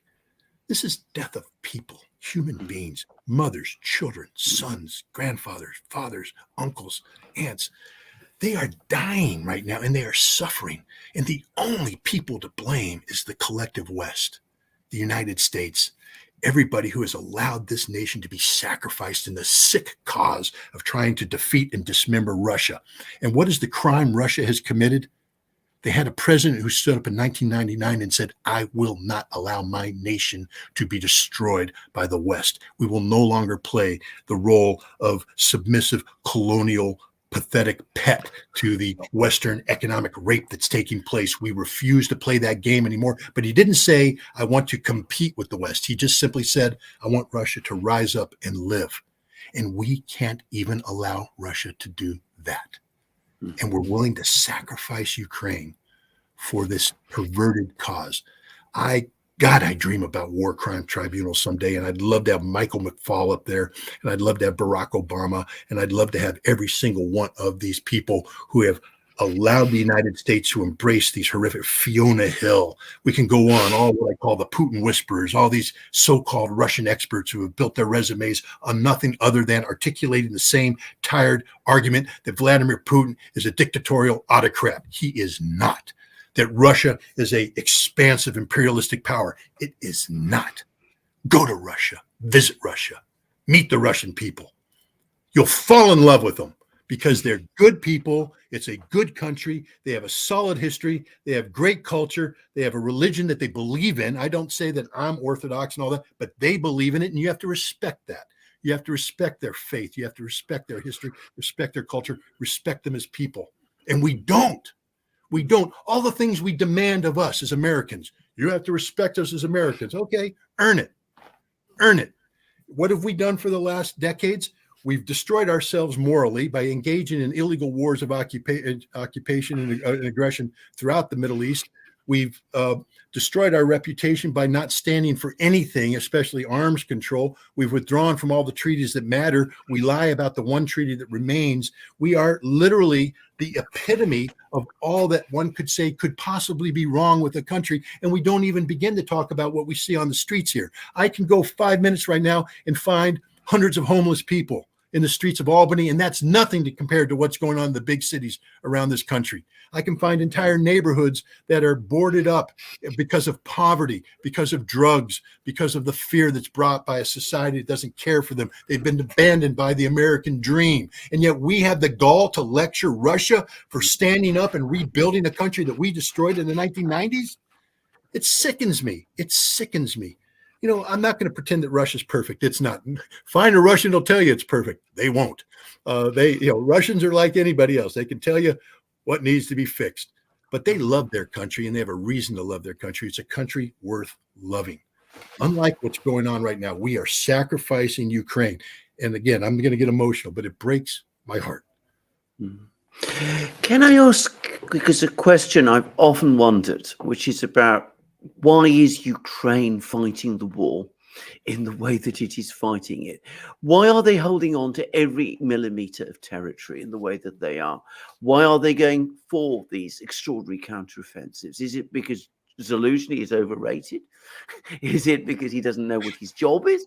I mean, he's apparently been advised by the US, by the military of the US, to pull back from Bakhmut. He's apparently reinforcing Bakhmut. I mean, he's doing things that I, as somebody, a total civilian, I don't understand. Why is Ukraine fighting this war in this particular way, maximizing their own casualties, causing this terrible distress to their own people? Why are they fighting it like this?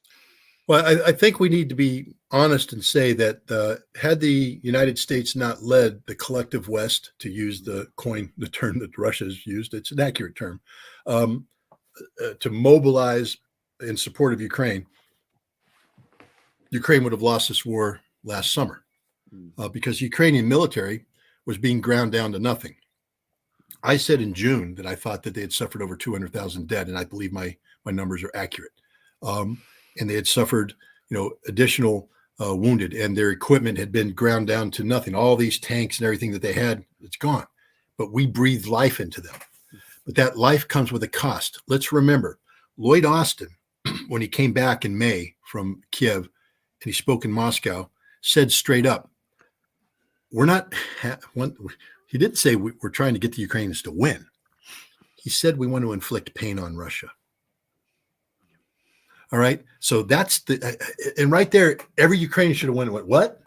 Lindsey Graham, we're willing to fight to the last Ukrainian. Every Ukrainian should have said, what?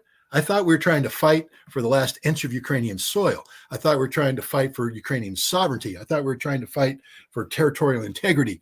But you're telling me that all you want me to do is inflict pain on Russia so that Russia would never again seek to do what they're doing to us right now? And there's the problem.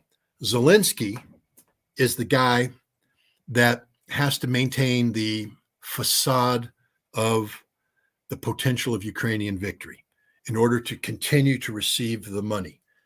See, if Zelensky actually listened to his military officers and did what was militarily viable to preserve the combat power of the Ukrainian military, eventually Zelensky would have to acknowledge that they don't have sufficient resources to accomplish what they want. They need to sue for peace. Because there's no Ukrainian general who's going to tell you we can. I mean, Zelensky has to play the political game. Give me all this. Give me a new army, and I can attack Melitopol, 84 kilometers through the Russian lines, and threaten, sever the land bridge and threaten Crimea. I can do all this stuff. I mean, God, hey, Zelensky, I can do it too. I can make my hands do this. Doesn't mean that I'm a fighter ace. And I can sit there and draw arrows. It doesn't mean that I'm a damn general. Stop drawing arrows. Be honest. And he said, if you don't give me this, I can't win. But what he's really saying is, I can't win. I can't win.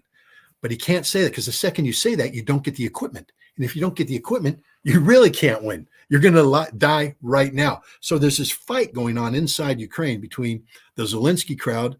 And I forget, there's a term that the Ukrainians use. It's a street that the presidential power Bankova. Yes, Bankova. So it's a battle between Bankova and Zelensky, and it's a big political battle taking place.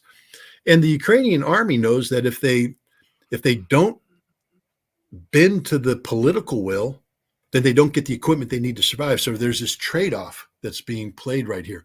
But at some point in time, I think, and you're starting to see that. You're starting to see the West realize that if they continue to push Zelensky, the hope that Russia would collapse is gone. I mean, Kenneth Rogoff aside, nobody believes anymore that sanctions are going to bring about regime change in Russia. I mean, he might, but then again, he's paid by Harvard. So, sorry, Harvard. But, nobody believes that. And nobody believes now that the Russian people are going to somehow collapse because of the weight of the reality of war. So the hope for what Zelensky was always hoping for was what they call the Moscow Maidan. And that was a big theory that going on in Kiev, the Moscow Maidan, that through economic sanctions, and if we can just hold out, if we can just fight for every inch, make Russia bleed for every gain, we make it look like Russia can't win, because that's what they're doing. They're pouring all these troops in so that Russia doesn't create the inevitability of victory. The longer you can delay the Russians, the longer you can bleed the Russians, the more hope there is that the Russian people will rise up, but they're not. And they bled themselves dry now in this vain hope of a Moscow Maidan. And so now we're at a moment where that dream is gone, shattered. And the West, and again, it's a dream that we believed in. It's a dream that General Austin believed in. Remember, we want to bring pain to the Russians. We want to hurt them. Why? The goal has always been regime change. Regime change fantasies are gone. Everybody's now starting, and you see it throughout Europe.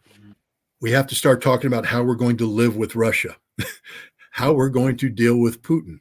These are things they weren't talking about early on because there's the assumption that Russia's gone. The economy will collapse. The people will rise up. Putin will be removed. That fantasy's gone, guys. Now they're all saying, how do we deal with Russia? Well, the way you deal with Russia is you're going to have to acknowledge defeat, and the defeat is going to be dramatic. And at some point in time, I think you're going to see, and you already see the preparation. I mean, you see it in the way the media is treating Zelensky and Zelensky. More and more deference is being given to General Zelensky and to the Minister of Defense, whose name I can't remember again. Reznikov. Reznikov. And they're both being elevated here. Although you see the counterattack from Zelensky with the corruption charges designed to bring it down. And you saw how Zelensky, the miracle million. Zelensky, when everybody else is being accused of corruption, He receives $1 million inheritance from somebody, and he gives it away to charity because he's such a pure soul. I mean, there's funny political games being played right there, but the West, I think, is starting to put pressure on Ukraine to accept reality. And I think it's going to come down to, and I've talked about this elsewhere, and I know you guys might not agree with me on this one. A lot of people don't, but I call it the Odessa moment. I think Russia, this campaign is going to be designed to secure the Donbass and secure Russia. By Russia, I mean Kherson, Zaporizhia, and the Donbass, because that is all Russia.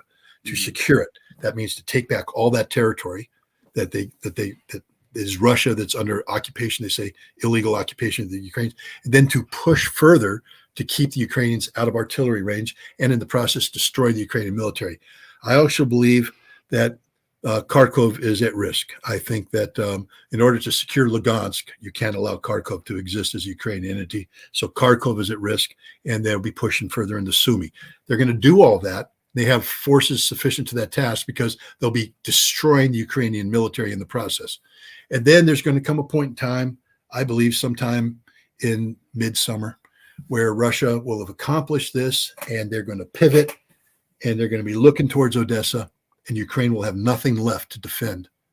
And then the Russians are going to pause, and they're going to give Ukraine one chance. And they're going to say, whatever formula they come up, because some people disagree with me by letting Odessa remain Ukrainian because of the history of what happened, et cetera. But there'll be some sort of pause that says your last chance at being an economically viable nation state is continued access to the sea. But to get this, you have to surrender on our terms right now. At that point in time, I think they're setting up Zelensky or somebody to pop Zelensky in the head and take over and say, we accept those terms. But if they don't, it'll be a rapid campaign sweeping through Odessa, linking up with Transnistria, because you've got to solve the Transnistria problem. You've got to solve that problem. And they'll do that. And then it's over. And I think that's done by early fall. I don't think the battle for Odessa is going to be long. I don't think the battle for southern Ukraine is going to take that long at all. But because there won't be anything left of the Ukrainian military. It will be all gone. There's no resistance capable. But I do think there will be that pause, and I think Russia needs to do that pause politically, because Putin, again, you get it. You're one of the few people that gets it, that says straight up, the man wants peace. The man doesn't. This is killing him. What's going on in Ukraine, and it's killing the Russians. We in the West don't get it because we apparently have lost our heart. We've lost compassion. But this war is killing these Russians because they don't want to kill the Ukrainians. It's breaking his heart. And I think that he will do what many people, all of us armchair warriors who sit back here, hell no, take Odessa, finish them off, kill them.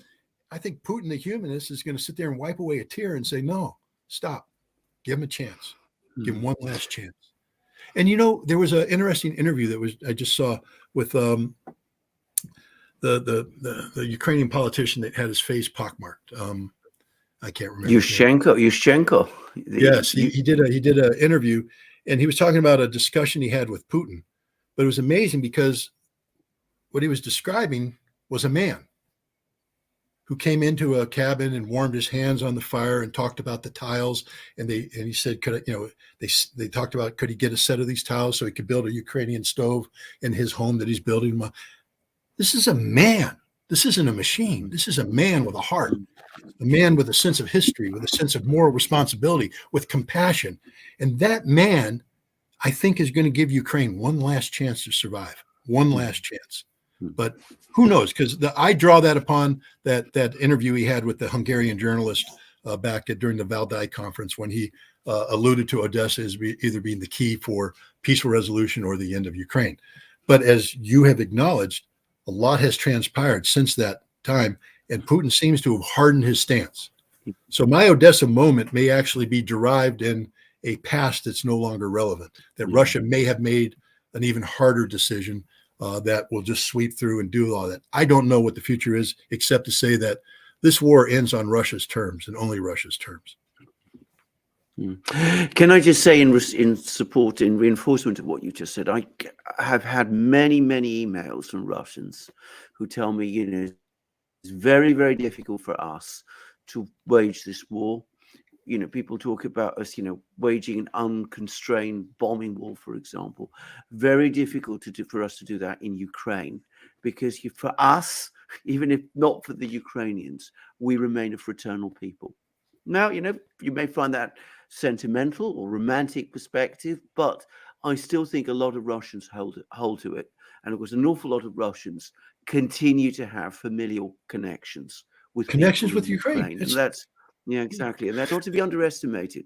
That's not something, to be disregarded. There is strange to say this, an element of civil war about this conflict, which I think people perhaps don't quite understand, at least maybe not for you from the Ukrainian side, but certainly from the Russian. Can I ask you about the... Yeah, sure. No, go on, I just want to say one thing just to reinforce that. You got to be careful of videos you see on Telegram and everything, because the cherry picking all this stuff. But over and over again, I've seen videos that appear to be legitimate close quarters combat, trench clearing. And as somebody who was trained in the art of clearing trenches, fortunately never had to do it for real, so purely training, I will just tell you right now that if you, as any Marine unit that I would be involved in, assaults through a trench line, there will not be a single living person. Meaning that if we see something move, we kill it. If there's a bunker, a grenade goes in, we follow through with fire. We kill anything that moves, twitches, whatever, especially if we're being subjected to continuing effective fire from the enemy or potential counterattack. There will be no prisoners taken, not because we're war criminals. We're just not going to give you a chance to surrender, because it's our lives on the line. And I care about my Marines more. I care about the people in the trench. So it's kill them all, push through. If they're wounded later on and we recover them wounded, we'll treat them well. We'll hold them back. But the idea of hands up, I'm surrendering. I'm sorry, you don't get the chance to put your hands up because you're in a trench opposing me. You're going to die. But over and over again, I see these Russians going in there, begging the Ukrainians to surrender, begging them to surrender, begging them, giving them every opportunity, exposing themselves to the kind of stuff I couldn't even imagine. There was one where 3 guys actually had 5 Ukrainians down on the ground while they're being attacked, and they have to go deal with the attack, and they just tell them, stay there, don't move. And they're leaving weapons near them. And I'm like, no, no, you don't do that. You kill them because they represent a threat to you. They're the enemy. They're trying to kill you. But the Russians don't do that because that's their brother. That's their cousin. That's literally their blood. And we don't get it. We just don't get it, how compassionate these people are. I'm not saying that the Russians are incapable of cruelty. Of course they are, like anybody else. But systemically, it's one of the most compassionate societies in the world, especially when we're talking about Ukraine. And that's why this war hurts them so much, because they know who's responsible for this. They know who brought this on. And it's not the Ukrainians, at least not the Ukrainian people, and it's not their government. Anyways, I apologize for that. I just thought... No, don't apologize at all. Always very welcome. I just wanted to turn now to this RAND report which we had, which is, actually very, very interesting, because, first of all, I think if you could explain to people what RAND is and what it does, because this isn't something I think most people understand. I'm not sure I fully understand it myself, actually. But anyway, this is something certainly from within the establishment of the power structures of the United States. First admission that a long war in Ukraine should be avoided. It's not working out for the United States. And of course, it's all coded. There's lots of, language. It doesn't want to stray too far from the orthodoxies. But when you drill through, what they're basically saying is, bring this war to an end. Do it as fast as you possibly can, because it's not going well for you. And then, of course, we've had this report by this body, the CSIS. Alex remembers what that stands for. I've already forgotten. But anyway, they talk about the fact that our military industries in the United States are under great strain. We're struggling to keep up. Where our supplies are getting depleted. And then, of course, IMF, sanctions are not working. The Russian economy is going to grow. As we said just before we started this program, if you think all of these reports have come out simultaneously and it's just an accident, I don't believe in these kind of accidents. That's my own personal view. Are all of these reports a further sign that the doubts in Washington are beginning to grow? Yeah, I think, let's take a step back. First of all, you asked what is RAND. RAND stands for Research and Development, RAND. And it's a corporation that was created, sort of a think tank that was created in support of the United States Air Force back in the 50s, to help do things such as sustain the notion of a bomber gap, to sustain the notion of a missile gap, to talk about, this is one of their big things was, no new Pearl Harbor. That's what the whole missile gap was. We can't allow Pearl Harbor again. They brought in this great thinker whose name I can't remember right now, and he wrote a paper about it.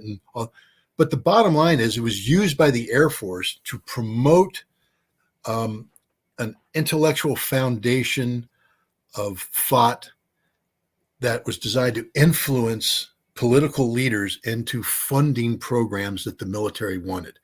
And then RAND has grown beyond.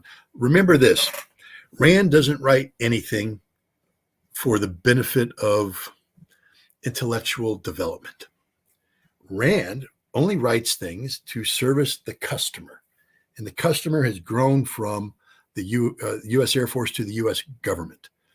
Now let's go further back. People keep talking about the deep state, the deep state this, the deep state that. I don't want to get too conspiratorial here, but I do want to say that from the very beginning, Dwight D. Eisenhower warned us all about this, the military-industrial complex and its connectivity with Congress, which is all about money. And he said, if you let this capture, America, then democracy is at risk. And it is, totally. So what RAND is part of this. The people in RAND are people that come up from the establishment and therefore are acceptable to the establishment. RAND can only be listened to by Congress if RAND is seen as a credible resource. And remember, RAND transcends political administrations. RAND is not Democratic. RAND is not Republican. RAND is the defense industry. So is CSIS. So is all these others. IMF is sort of the economic version of that, because IMF exists to formulate and implement policies that are to the benefit of American national security strategy. That's it. And American national security strategy is not defined by a single administration. It's defined by an establishment that is transferred from one administration to the other. That's the deep state. That's it. And RAND is the deep state. If you go in and take the names of the people that write these reports, you will see that they all have either they're a byproduct of the government experience or what I call the militarized academic experience. What I mean by militarized academic experience is, again, I actually spent a lot of time doing this. I was going to write a big paper, but the people that were going to publish it didn't want me to publish it because it's too controversial. But basically, I studied the major PhD producing institutions in America related to Russian area studies. And you take a look at the thesis advisors, and you take a look at the people that are getting their PhDs, and you take a look at where they go and how their PhDs support it. And you see that it's the total perversion of academia, that the academic system exists only to produce experts capable of populating the deep state to meet the establishment criteria of promoting a strictly defined notion of what the American national security should be. So here we have RAND in 2019 publishes a paper that says, I forget the exact name of it, but the notion was, how do we kick Russia's butt? How do we destroy Russia? What can we do? The 7 strategies to weaken Russia and tear it down and eliminate it as a modern nation state. That's pretty much what the paper was. And one of the big ones was Ukraine. Strip Ukraine away. And this drove, people going, well, it's just an academic paper. No, it's RAND. And it was written because somebody said, we need to convince Congress, we need to convince the rest of the establishment. It's like when people talk about the New York Times in the old days, if it led on the New York Times, it sort of dominated the news cycle. RAND dominates the think tank cycle. If Rand puts a paper out, everybody's playing catch up, and Congress is funding and policies and strategies are made from it. It is the foundational piece of information. So that was the strategy, 2019. Strip away Ukraine. Let's move to, and that's exactly what we got. Exactly what we got. But now Rand is sitting there going, oops, made a mistake. We're wrong. But the thing about the establishment is it can never acknowledge that they're wrong. And as you said, there's a lot of stuff you got to wade through this current paper to get to the conclusion. And it's all false. Russia's this, Russia's that, this is that, this is that. All the foundational truths that they use are wrong.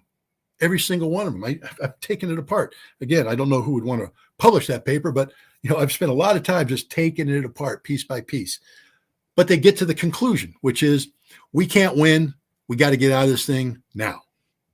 And when they say we can't win, now we go on to CSIS. Why can't we win? Because we're fundamentally broken as a military and a military industry. That whole military industrial complex, their greed got to them because they stopped being focused on sustaining the national security of America, and they became instead focused on the bottom line of the company, how to make more money. And Congress became greedy about that as well. And so it was about making money. What we didn't do is actually create the structures necessary to make America strong in the modern world. And they're waking up to that fact. F-16s, people talk about, America is going to provide F-16s to the Ukrainians. Well, no, we're not. But even if we wanted to, we can't. There's only one F-16 production line, South Carolina, and it's totally committed to producing F-16V variants for Bulgaria, Poland, and other nations. They have the ability to modify previous F-16s to V standards. There's like 400 that are in the process of that. But that means that there's nothing left for Ukraine. Let's not even talk about pilot training, where you take a Ukrainian pilot who's been focused on flying MiG-29s, and now what you're going to send him to the Air National Guard advanced integration course or advanced pilot course, a 6-month program to transition from MiG-29 to F-16. It only works, by the way, they've acknowledged this. The only way it works is if you take a former Warsaw Pact pilot who has never flown a MiG in his entire life, and you just take him in and you say, start from scratch. He will graduate with a basic competency in how to take off the F-16, maneuver it a little bit, and land it. He can't do a dogfight. But now you take a guy who's been flying the MiG-29, and all he knows is Soviet avionics, Soviet weapon systems, and you want 6 months for him to transition into a completely different system. It isn't going to happen. It can't happen. He'll be able to take it off, and then he'll be going, I'm confused. And then he dies because the MiG-31 hits him from 40 miles out with the air-to-air missile. He didn't even know it was coming. That's the reality of the F-16. But the point is, getting back to defense industry, we can't support the procurement of F-16s for Ukraine, not on the numbers they want. I mean, Zelensky or somebody was saying 200. Really? 200? Good luck with that. Isn't going to happen because we are not going to give the Ukrainians our frontline F-16s. The same reason why we're not giving them our frontline Abrams, because there's a lot of proprietary equipment in there that only works when you have an American pilot. And if you put it out there and it gets shot down, that's bad business for General Dynamics, because now it shows that the F-16 can't fight. At least this way, General Dynamics can say that was an export version flown by a Ukrainian, not the real thing. But if you give them the real thing and it gets shot down, that's trouble. Same thing with the M1. What? Depleted uranium armor is not going to stop the most advanced Russian anti-tank round? Ooh, we can't admit that. And that's the problem. That's what CSIS is getting at. Mm-hmm. The entire system's broken. Mm-hmm. We don't have anything that works. We can't produce new stuff. We are stuck in this trap. And yet we're spending close to $900 billion a year. And let me just tell you, the F-35 is the model of the reality of American defense industry. Expensive piece of technologically advanced junk that will never fly in combat because it can't survive in combat. And now we're talking about building new, ground launch missiles to replace the Minuteman III. I'm telling you right now, the missile ain't going to work for a long time because that's the way the system's designed. We don't produce functioning missiles right off the bat, and we have to lengthen this thing out. We have to get new contracts, follow on supplementals, and we turn a $300 billion program into a $1 trillion program. The same thing with the new submarines. We're building a new submarine to replace the Ohio class ones that are retiring.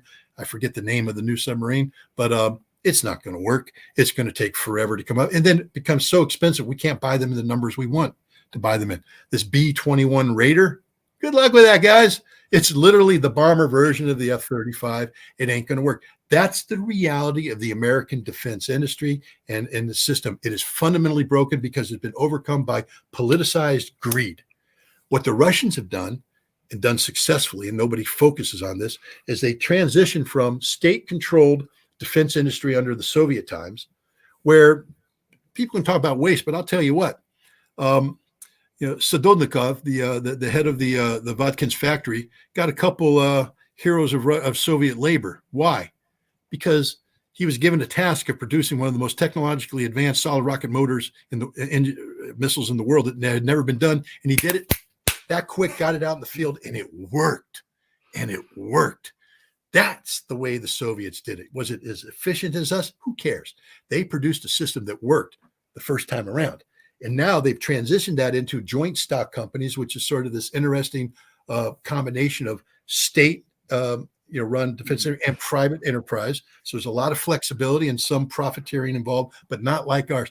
And look how rapidly they're transitioning right now. When Russia says we need to expand production lines, overnight, there it is. In America, we need to expand production lines. Not because every congressman now is saying, well, what's in it for me? See, nobody's saying what's good for a country, what's good for defense, what's in it for me. Congress is fundamentally broke because it's all about greed.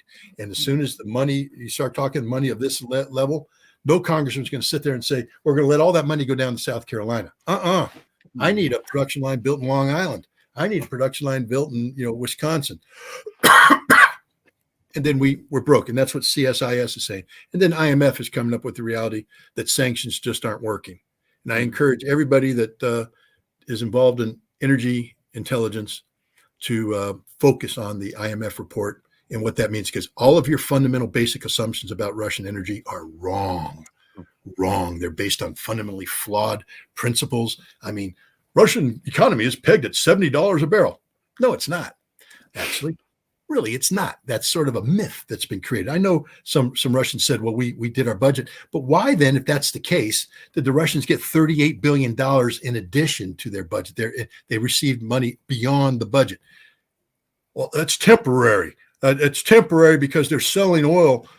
They're selling a lot of oil, but it's the discount. They can't sustain it. Yes, they can. They're smarter than you are. That's why they're winning. They've done it better than the West. I mean, I feel bad for these people because they're trapped in fundamentally flawed methods of thinking, and they can't acknowledge it. And then they write papers, and they reinforce failure. And then they end up like the IMF is right now, looking at all the stuff they wrote, and they go, it's all wrong. Looks like the Russian economy is going to grow, and we got it all wrong. Same thing with CSIS. Russia sucks. Nope, Russia's pretty good. We suck. And they got to say that. And the RAND, take Ukraine, weaken Russia. Bad strategy, get the hell out of Ukraine.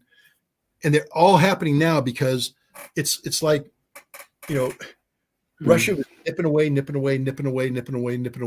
And all of a sudden, we have this cumulative impact of the harsh realities coming to a head.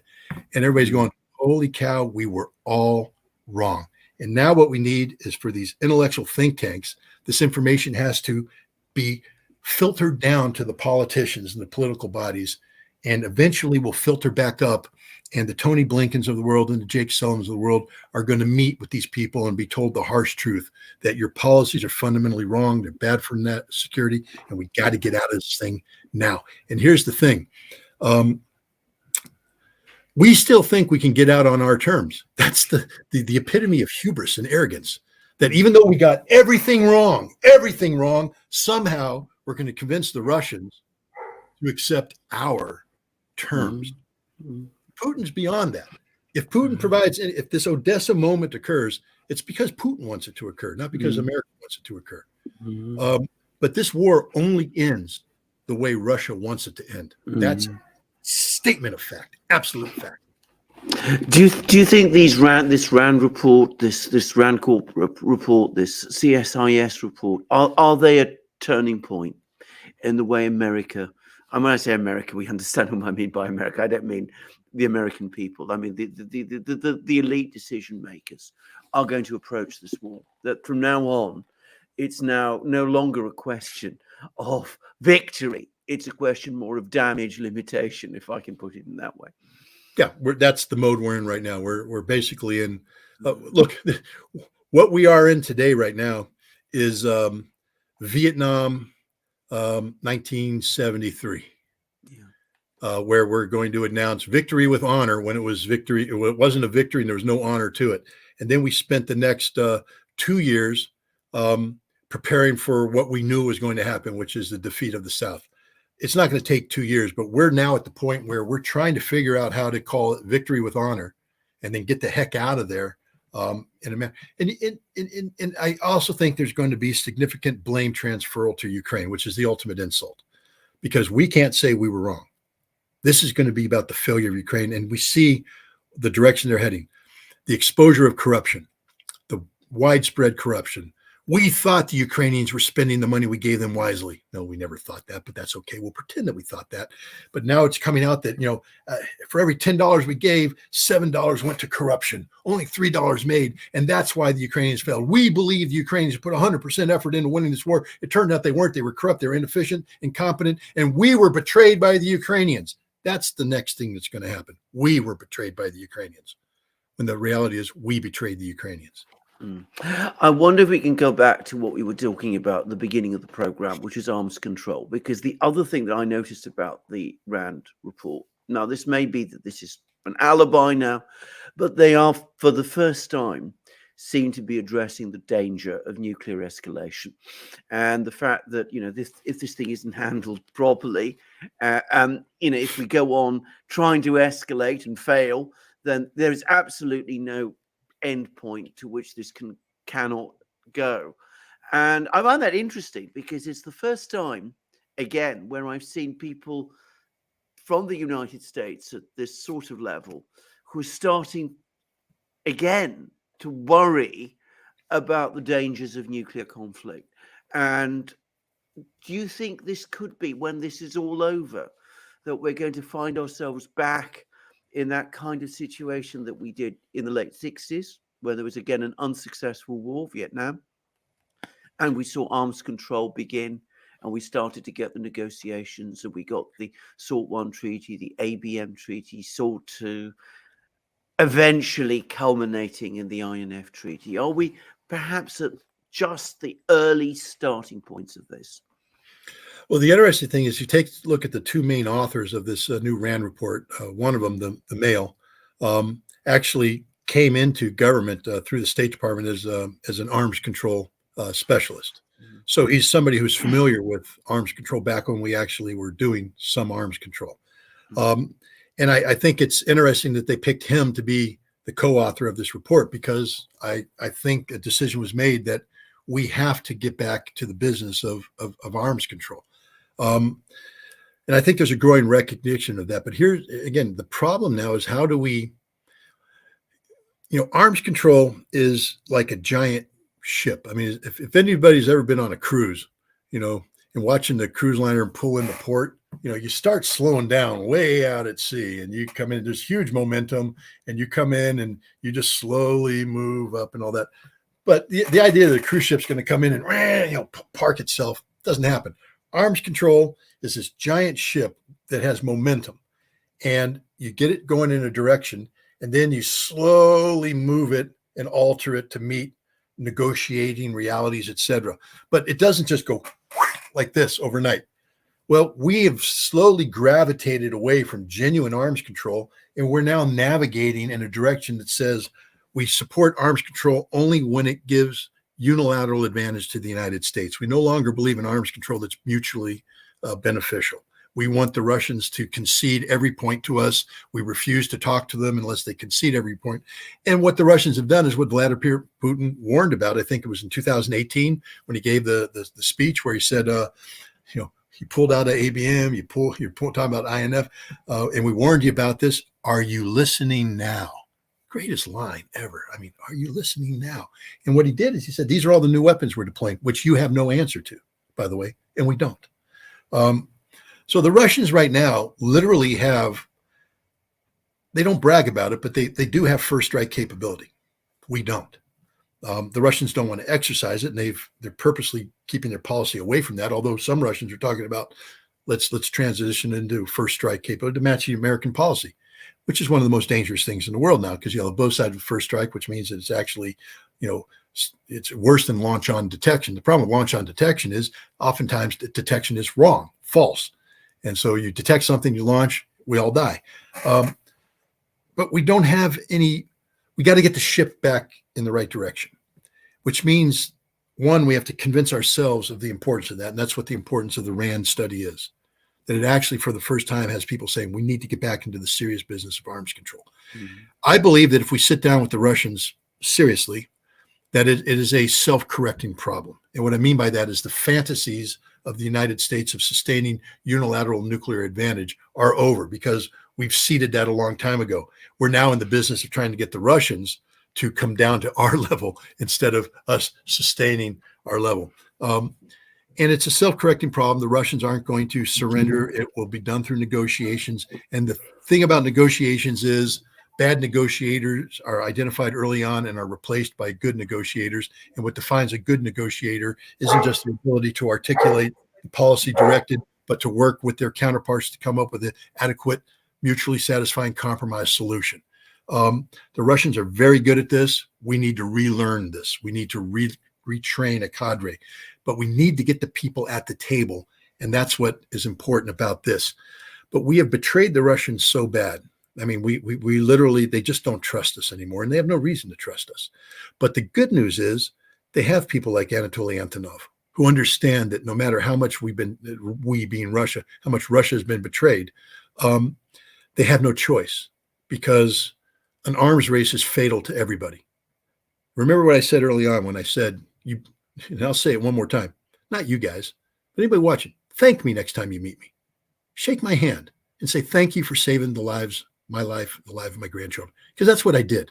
Me and hundreds of others, Americans and Soviets, who brought the INF Treaty and made it work even though nobody wanted it to work. We were conspired against by Congress, by the Senate, by our own people in the Defense Department, because they didn't believe in arms control. When they sent us to Vodkinsk, they gave us a mission that didn't have a solution, because the mission was defined in November. The treaty was signed in December without a solution. They spent 6 months trying to come up with the protocols necessary to make it work, and they couldn't, because it was too hard, too complicated. So they simply said to the inspectors and the Soviets on the ground, you figure it out. And we did. We did, even without their support. They abandoned us. They betrayed us. They stabbed us in the back. We worked with our Soviet counterparts. We overcame problems that couldn't have been overcome had it been given to the negotiators. But they gave it to the ground level people who learned to respect one another as human beings, as fellow humans on this journey of preserving life. And we made the damn thing work. It's an amazing, amazing thing that happened. So thank me next time. Buy me a beer. But beyond that, and it's not about me. I just want people to understand how dangerous it was back then and what we actually did to sustain human life. And we need to do it again. That's the thing. We're at that point. We're at that point where if we don't do something, we're all going to die, because this nuclear weapons are not a joke. And when you have nuclear weapons that are attached to a doctrine that has no control, and the American doctrine has no control, we can use nuclear weapons preemptively in a non-nuclear environment based upon a threat matrix that we alone define. So even our opponents don't know what triggers the potential of American nuclear escalation.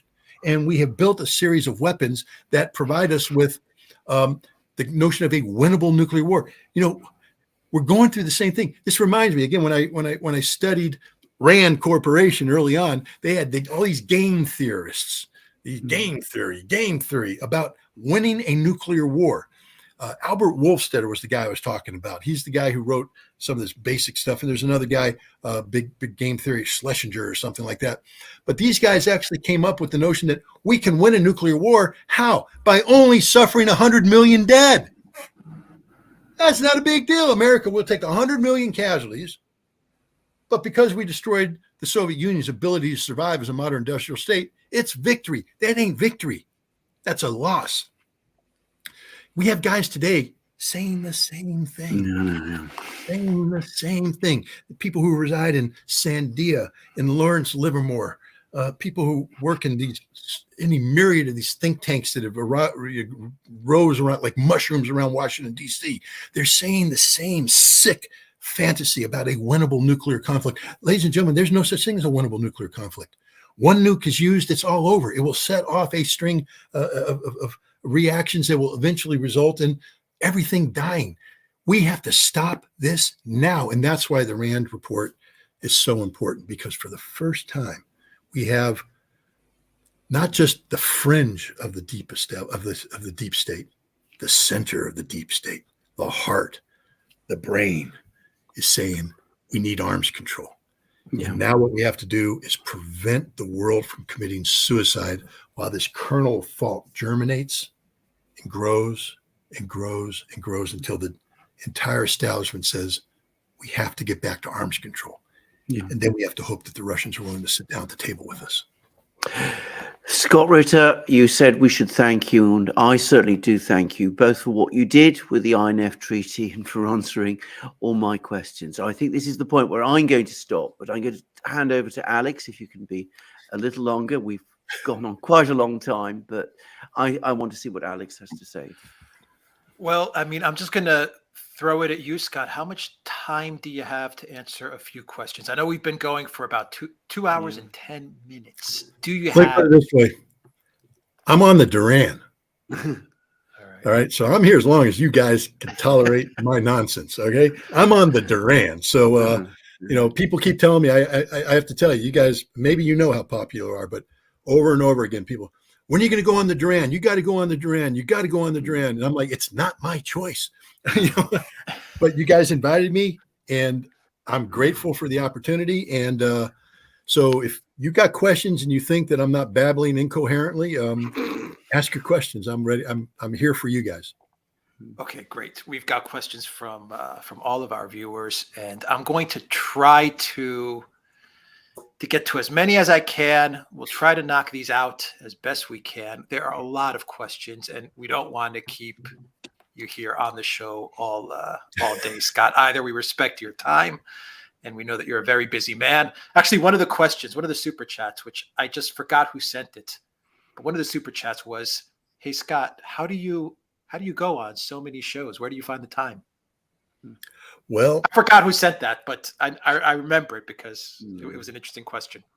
I'm what they call a writer, which means I'm supposed to be writing. But that means I'm also at home, generally speaking. And what happened is when this whole thing started, I never did podcasts, but somebody called up and said, would you come on and do it? It might've been you guys brought me on early on. I don't know. I wrote an article and you brought me on, and then people just kept calling up saying they went on. And, I'm somebody who believes very strongly in the idea of the empowerment of the citizen through the gathering of knowledge and information that promotes civil discourse, dialogue, and debate. And that's what this does. I mean, we're sitting here having a conversation, and hopefully people are listening to this and they're getting their minds to work, and then they'll work through problems and they empower themselves. I use as a mantra, knowledge is power. And I believe in that firmly. So therefore they say, how do you find the time? Because this is the most important thing in the world that I can be doing. I mean, I'm only one person, but I've been given an opportunity to reach out and participate in the very processes I find to be invaluable when it comes to the empowerment of humans, of citizens, so that they can hold their governments accountable and maybe get them to do, good policy for a change. So it's not that I'm, how do I find the time? The time finds me. This is the most important thing in the world to be doing right now. I firmly believe that. I am a human.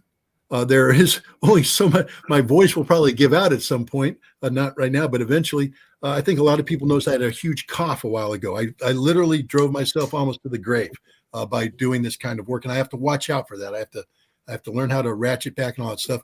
But I also have to remember that I don't make any money off of this online stuff.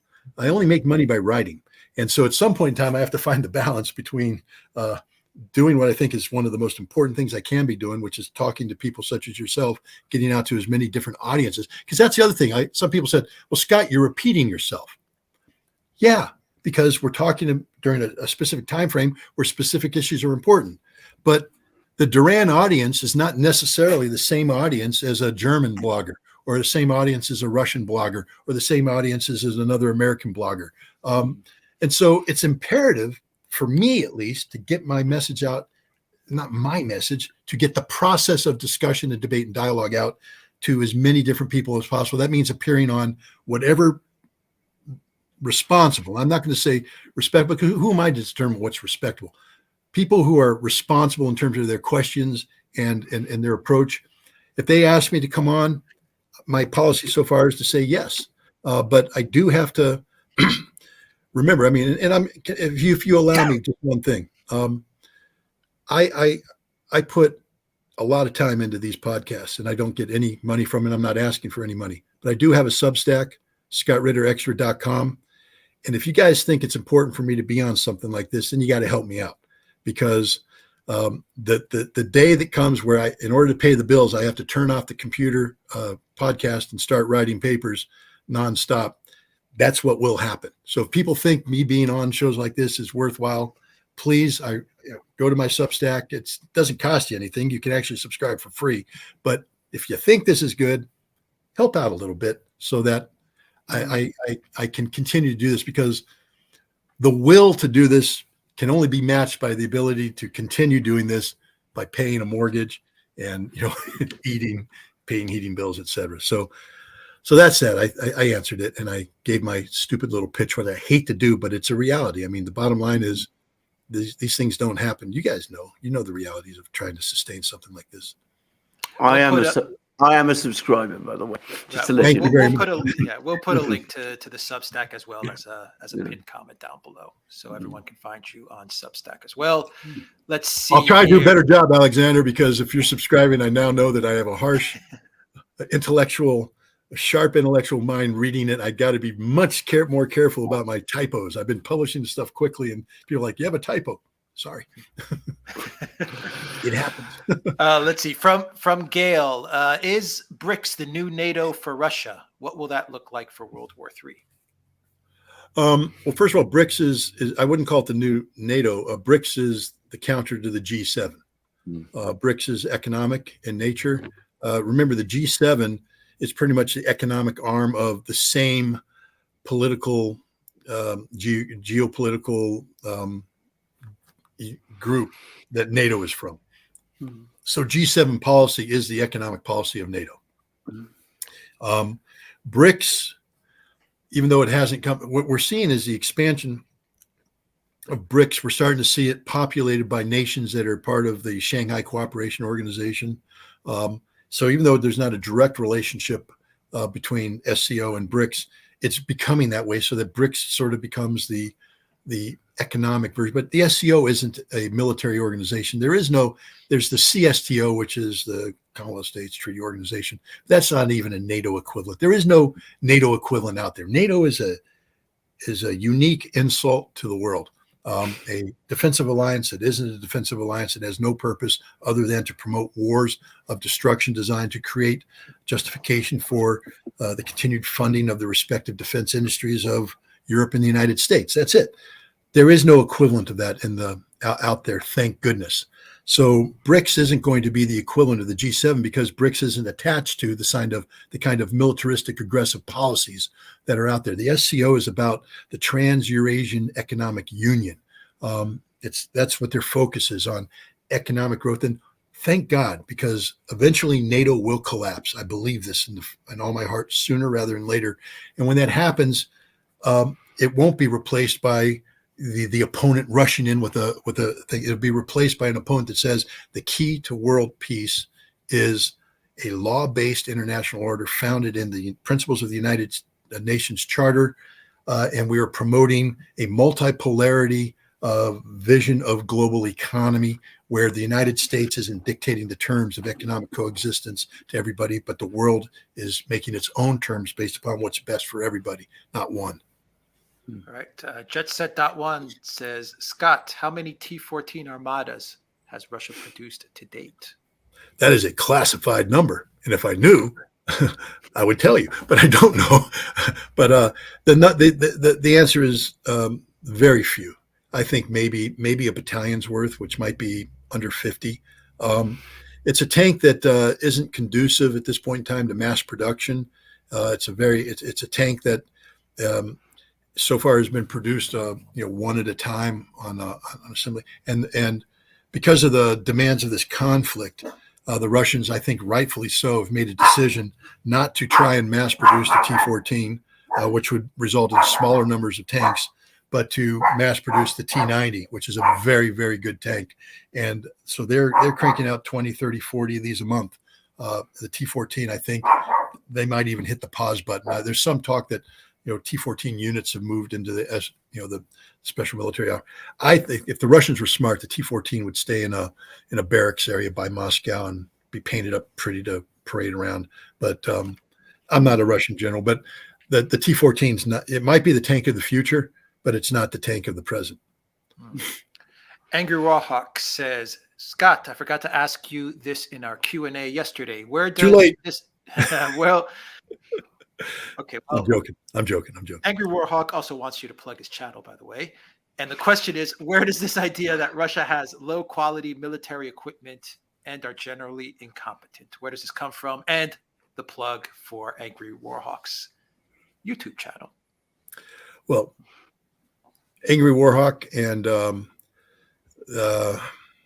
Juan Rodriguez, I don't remember his pen name. They've been interviewing me. They're, again, some people I view them as responsible interviewers. And we did an interview yesterday. So I don't know the name of the YouTube channel, but if you Google Angry Warhawk and you find his YouTube channel, I highly recommend, at least where they are interviewing me. They ask very good questions. They're trying to dig deeper into some very difficult issues. The idea of inferior Soviet equipment or Russian equipment goes back to the mindset of the United States in the 1970s, 1980s, when we were transitioning out of Vietnam and trying to build up a European army capable of defeating a Soviet Warsaw Pact incursion. And our entire philosophy is we couldn't outproduce them. There's no way we could produce more tanks than them, et cetera. So what we decided to do is we're going to produce better tanks and we're going to come up with better weaponry. And so this myth was created of the superiority of the American military equipment. And we actually believe that if the Soviets came across, we were going to get in a fight where we're going to take them out 5-1. So, every time we lost one of our M60 A3s or one of our new M1s, we were going to at least take out 5 of their tanks. And that, so it was quality over quantity.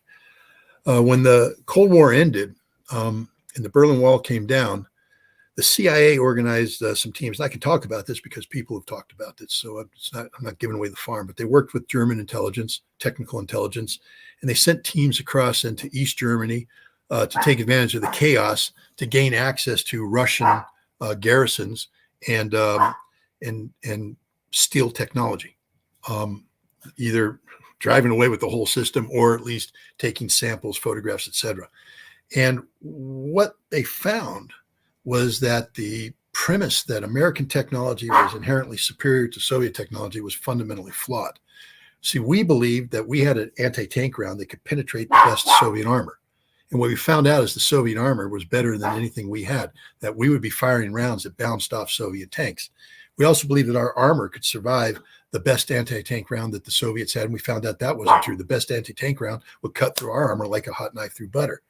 So it's a fundamentally flawed premise that has sustained itself through the end of the Cold War, when the Russian military, the Soviet military pretty much dissolved and the Russians were struggling. The period of the 1990s, the Russian military was underfunded, poorly trained. We saw the disaster, that would happen to the Russians in Chechnya first round, when that, the regiment went in and got trapped in Grozny and literally slaughtered. The Russians didn't perform well.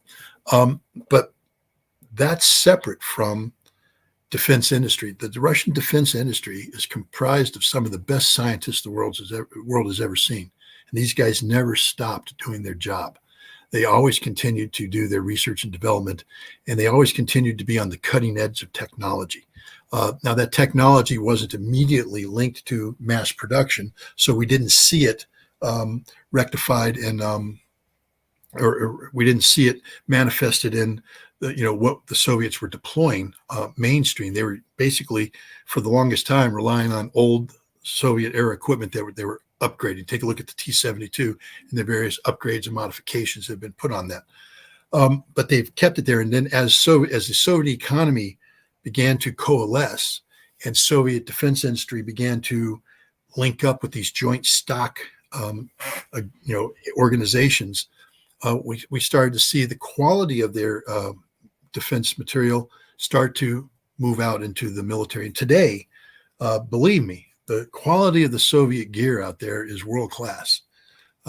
It's some of the best in the world. This notion that it's inferior to the West is just an absolute fundamental fallacy. Again, the West has not been in the business of preparing for a large-scale ground combat in Europe for the last 20 years.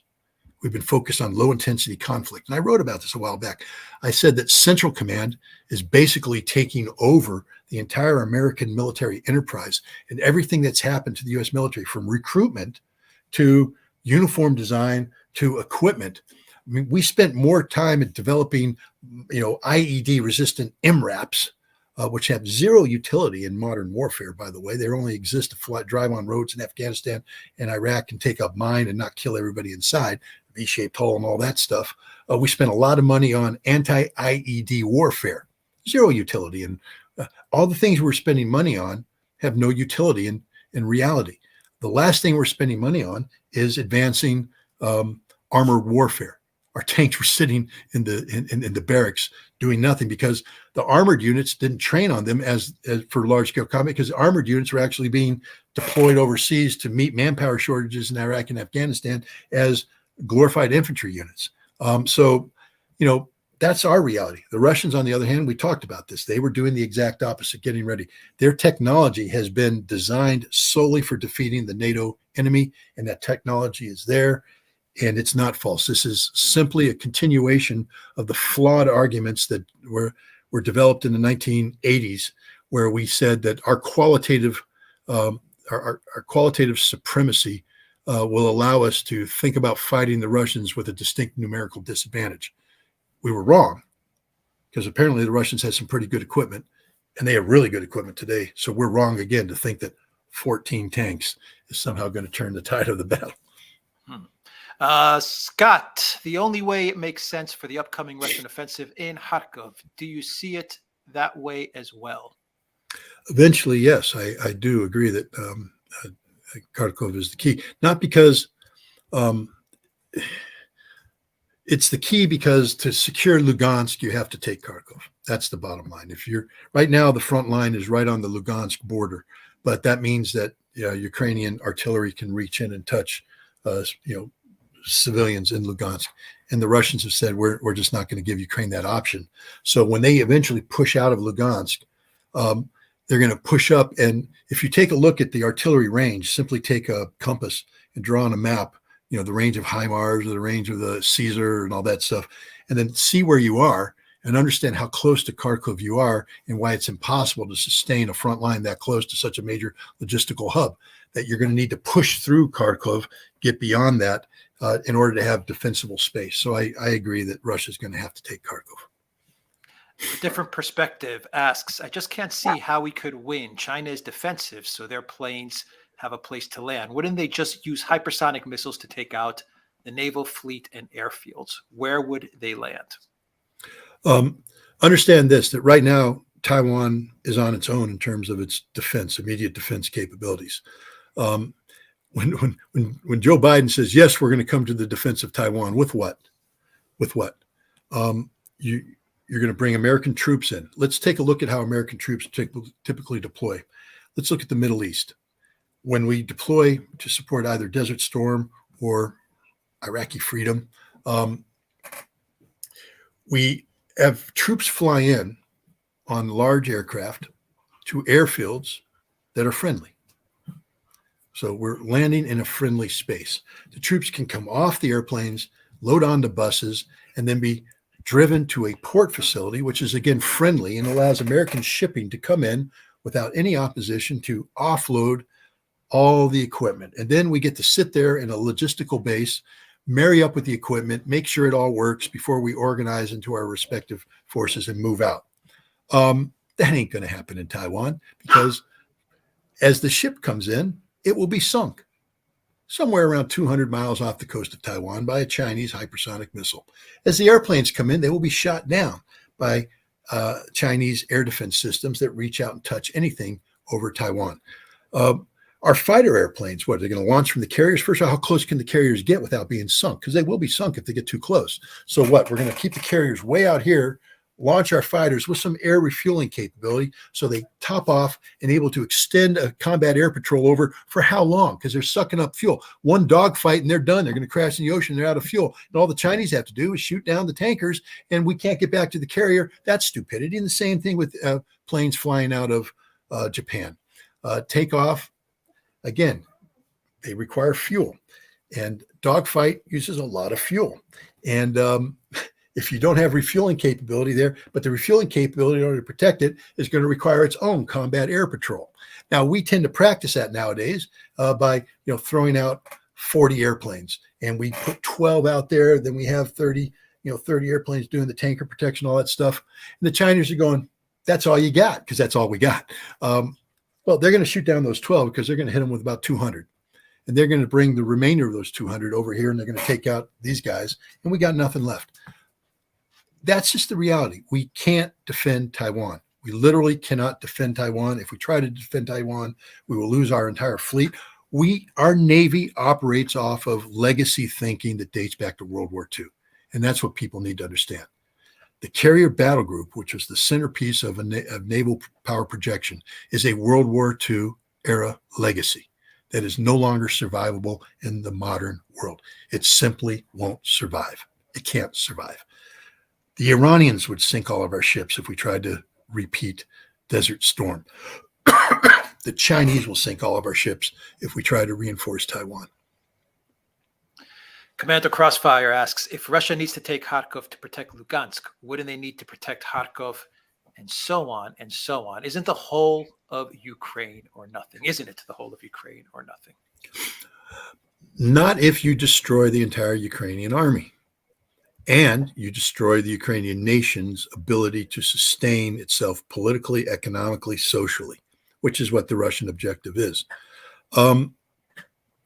So I think, the Russian plan calls for the grinding down of the Ukrainian military to absolutely nothing. And when I mean nothing, nothing. I don't mean to laugh. I'm sorry, because it's just you have to laugh or else you cry, because it's just mind-numbing what we're talking about here. The number of human lives that are going to be lost is just sickening. But they're going to do it. And then they're going to bomb Ukraine into submission. So, yeah, if the goal was to allow Ukraine to survive as a modern nation state with all the inherent infrastructure intact, and therefore allow Ukraine to sustain itself militarily with some sort of residual force, you're right. Because once you take Kharkov, then you got to push on and protect Kharkov, and then you got to push on, and when do you end? You end when you get to the Polish border. But I think that this goes beyond that. I think this goes into what you have to factor in a strategic air campaign that is going to destroy Ukraine's ability to exist as a modern nation state, and that will precipitate the absolute collapse of Ukraine and a surrender that is inclusive of a new political reality that makes the Russian concerns about Ukrainian artillery moot, because there won't be any Ukrainian artillery and there won't be a Ukrainian government that is desirous of employing artillery against Russia. Right. Jules D says, Scott, in your opinion, is Poland going into Western Ukraine? Poland wants to go into, some parts of Poland want to go into Western Ukraine. But no, I don't think Poland's going to go into. Here's the tricky part. If the Russians have been very good at what I call escalation management, meaning that they haven't done beyond that first push, which was very aggressive. very aggressive. The initial push. They haven't done anything precipitous since then. It's been very, everything's modulated and moderated, et cetera, because they don't want to create an excuse for an emergency intervention. One of the things Russia's going to have to watch out, especially with the strategic air campaign, is the combination of sustained military pressure in eastern Ukraine and southern Ukraine with a strategic air campaign could generate a refugee crisis. And I think Europe is already saturated, both in terms of their tolerance of Ukrainian refugees, but also their ability to sustain Ukrainian refugees. And so if you get 15 million people rushing the Polish border, and Poland says no, and now you have a humanitarian catastrophe building up there, there might be pressure to create a humanitarian corridor. One only has to think back to what was going on in Syria, to create a humanitarian corridor, which would require troops on the ground. But remember, troops on the ground have to have air protection, so it will require some sort of air projection in, which means air defense. And so you create a de facto NATO presence in Western Ukraine. That would be problematic for Russia, because right off the bat, Belarus says they won't tolerate that. And Belarus now is in some sort of a military union with Russia. And I think Russia would feel compelled to act. And I don't think Russia wants to act, even though they have troops up there that have the potential of responding to a Polish incursion. I think the last thing Russia wants to do is actually come down into Western Ukraine. They want to be hands off Western Ukraine. That is a nightmare. That's a problem that Ukraine is going to have to solve post-war. But you have to manage this war in a way that doesn't create a political need for NATO to intervene. And the same thing is true with Odessa and southern Russia. You have to manage that to keep Romania and Moldova from creating some sort of problem with Transnistria. So I think, Russia is going to be managing this war in a way that prevents that. But there are some Polish nationalists who are talking about Western Ukraine. But people, again, have to understand the history. The Western Ukrainians are literally the progeny of Stepan Bandera. And just look up the Volyn massacre, what happened in 1943, 44, 110,000 Polish civilians slaughtered by these Western Ukrainians. There's no love lost between the two. And the last thing Poland needs to do is inherit that nightmare. Yeah. Let's do a couple more questions, because we've been going for 2 hours and 40 minutes almost. And you've been doing a lot of talking, Scott. You've been doing a lot of talking, Alexander. So I don't want to push this too much. Let's Huck Finn said he sent the earlier question about how he just says maybe my question was misunderstood. Do you think that the Russian upcoming offense will start with Kharkov as the most unlikely place to start the offensive? I think Russia's going to attack where they get the most strategic advantage. That's what we're seeing right now, is the shaping of the battlefield, defining the battlefield, allowing the battlefield to define itself. Rather than coming in with a preordained conclusion that we are going to attack here, Russia has strategic objectives, but you can get to them with multiple axes of advances. And so Russia right now is stressing the front lines, seeing how the Ukrainians react, and then where the Ukrainians provide the best opportunity for immediate, rapid military success, Russia will attack at that point. That's what I believe. I just, it's foolhardy to. The only reason I say this is, again, a little bit of background. In the lead up to the Gulf War, I was brought on the special planning committee for the Commandant of the Marine Corps, where we planned a large-scale amphibious operation against the Iraqis as a way to better use Marine forces. And I came up with the plan, and I had to think it through, and I'm talking about, I was a captain, and I'm having to brief this to the commandant, all the 4-star generals, all the 3-star generals, all the colonels in the Marine Corps, and they're all asking questions. And I learned a lot through that process about planning and about assumptions and everything. And what I learned is that if you come in with a preordained plan, no plan survives initial contact with the enemy. That's the bottom line. And so what they kept telling me is, if I want to achieve this, what am I going to do to make that happen? What do I have to do to create that opportunity? So let's say Russia has a direction they want to go.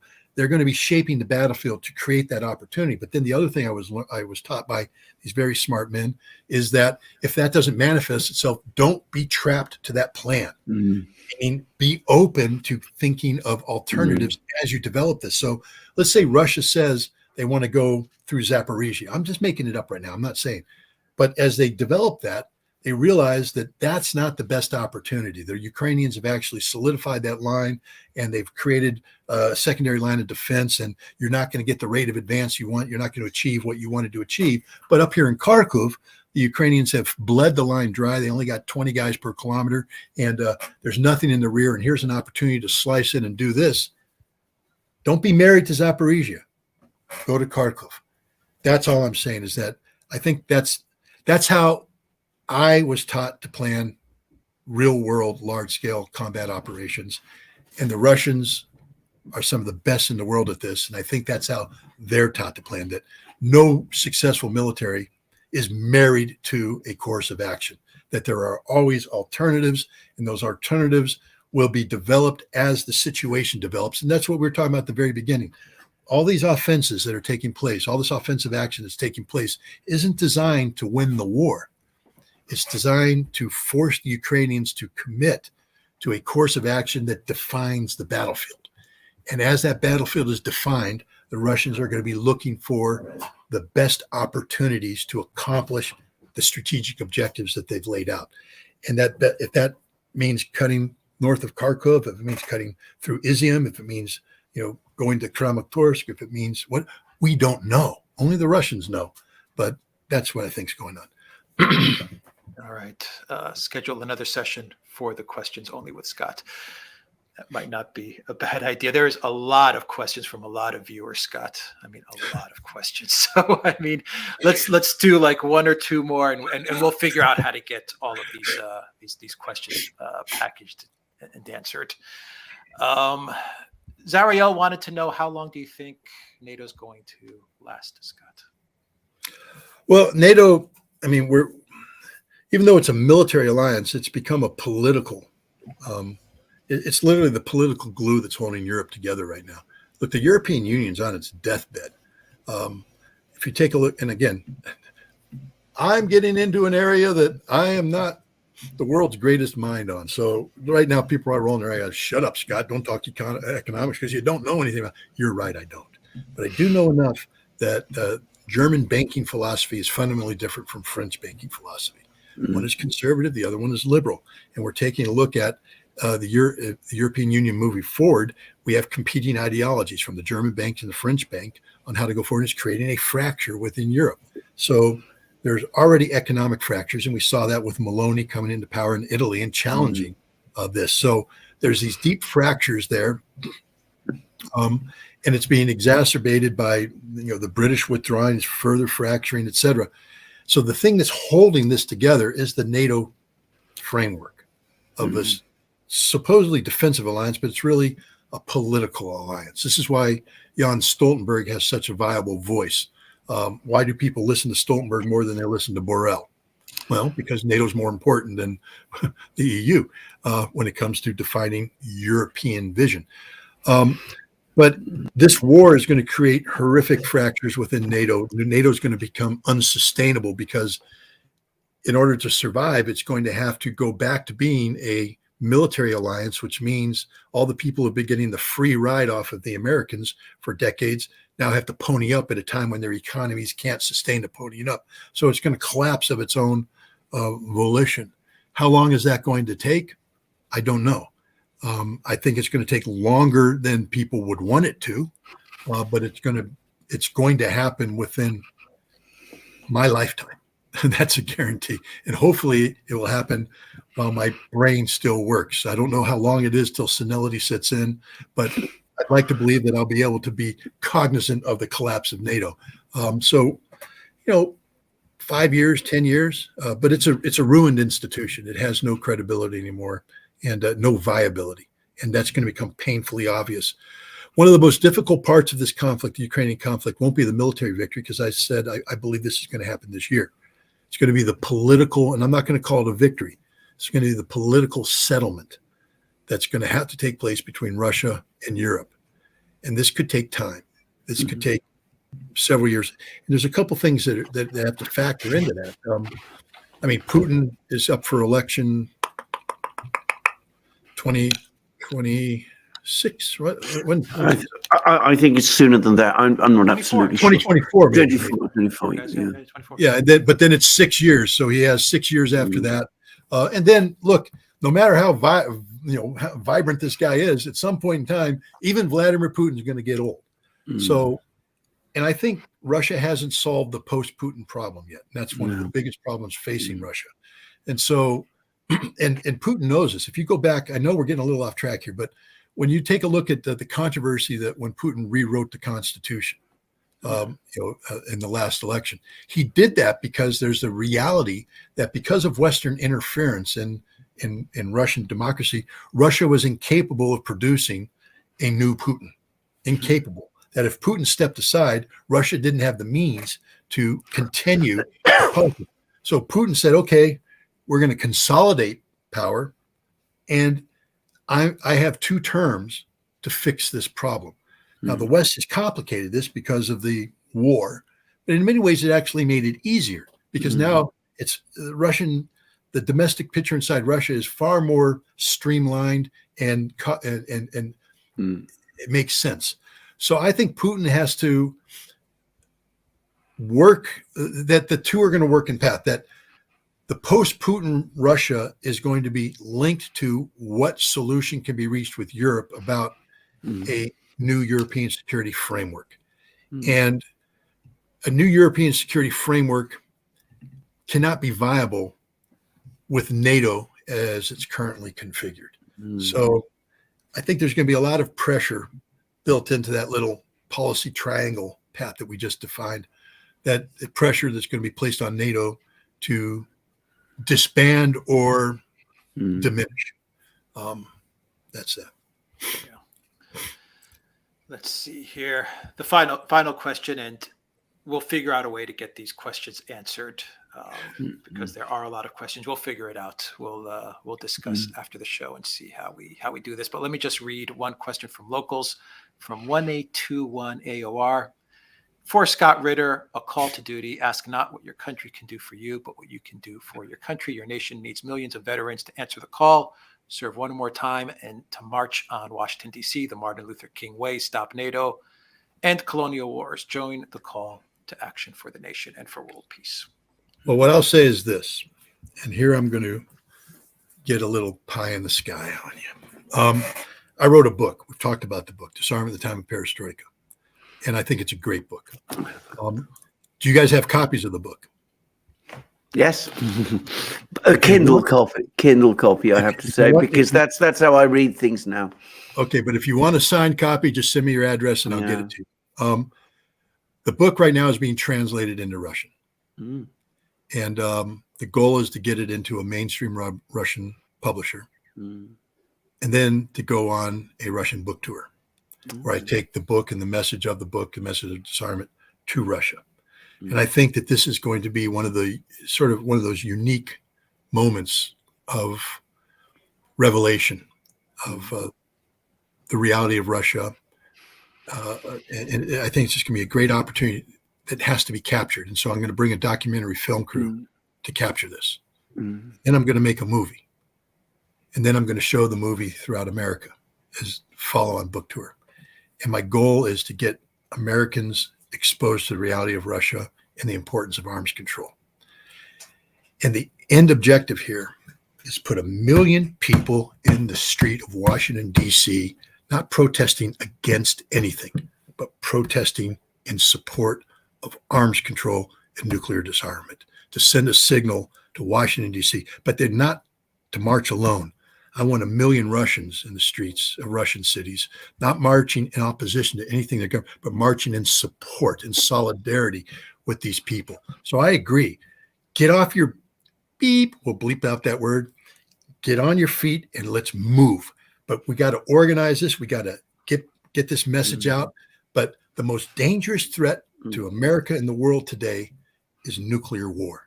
And the only way to mitigate that threat is through disarmament And the only way to get disarmament is to wake our politicians up. We can't wait for RAND reports to hint at the importance of arms control, because it could spin out of control and we can die.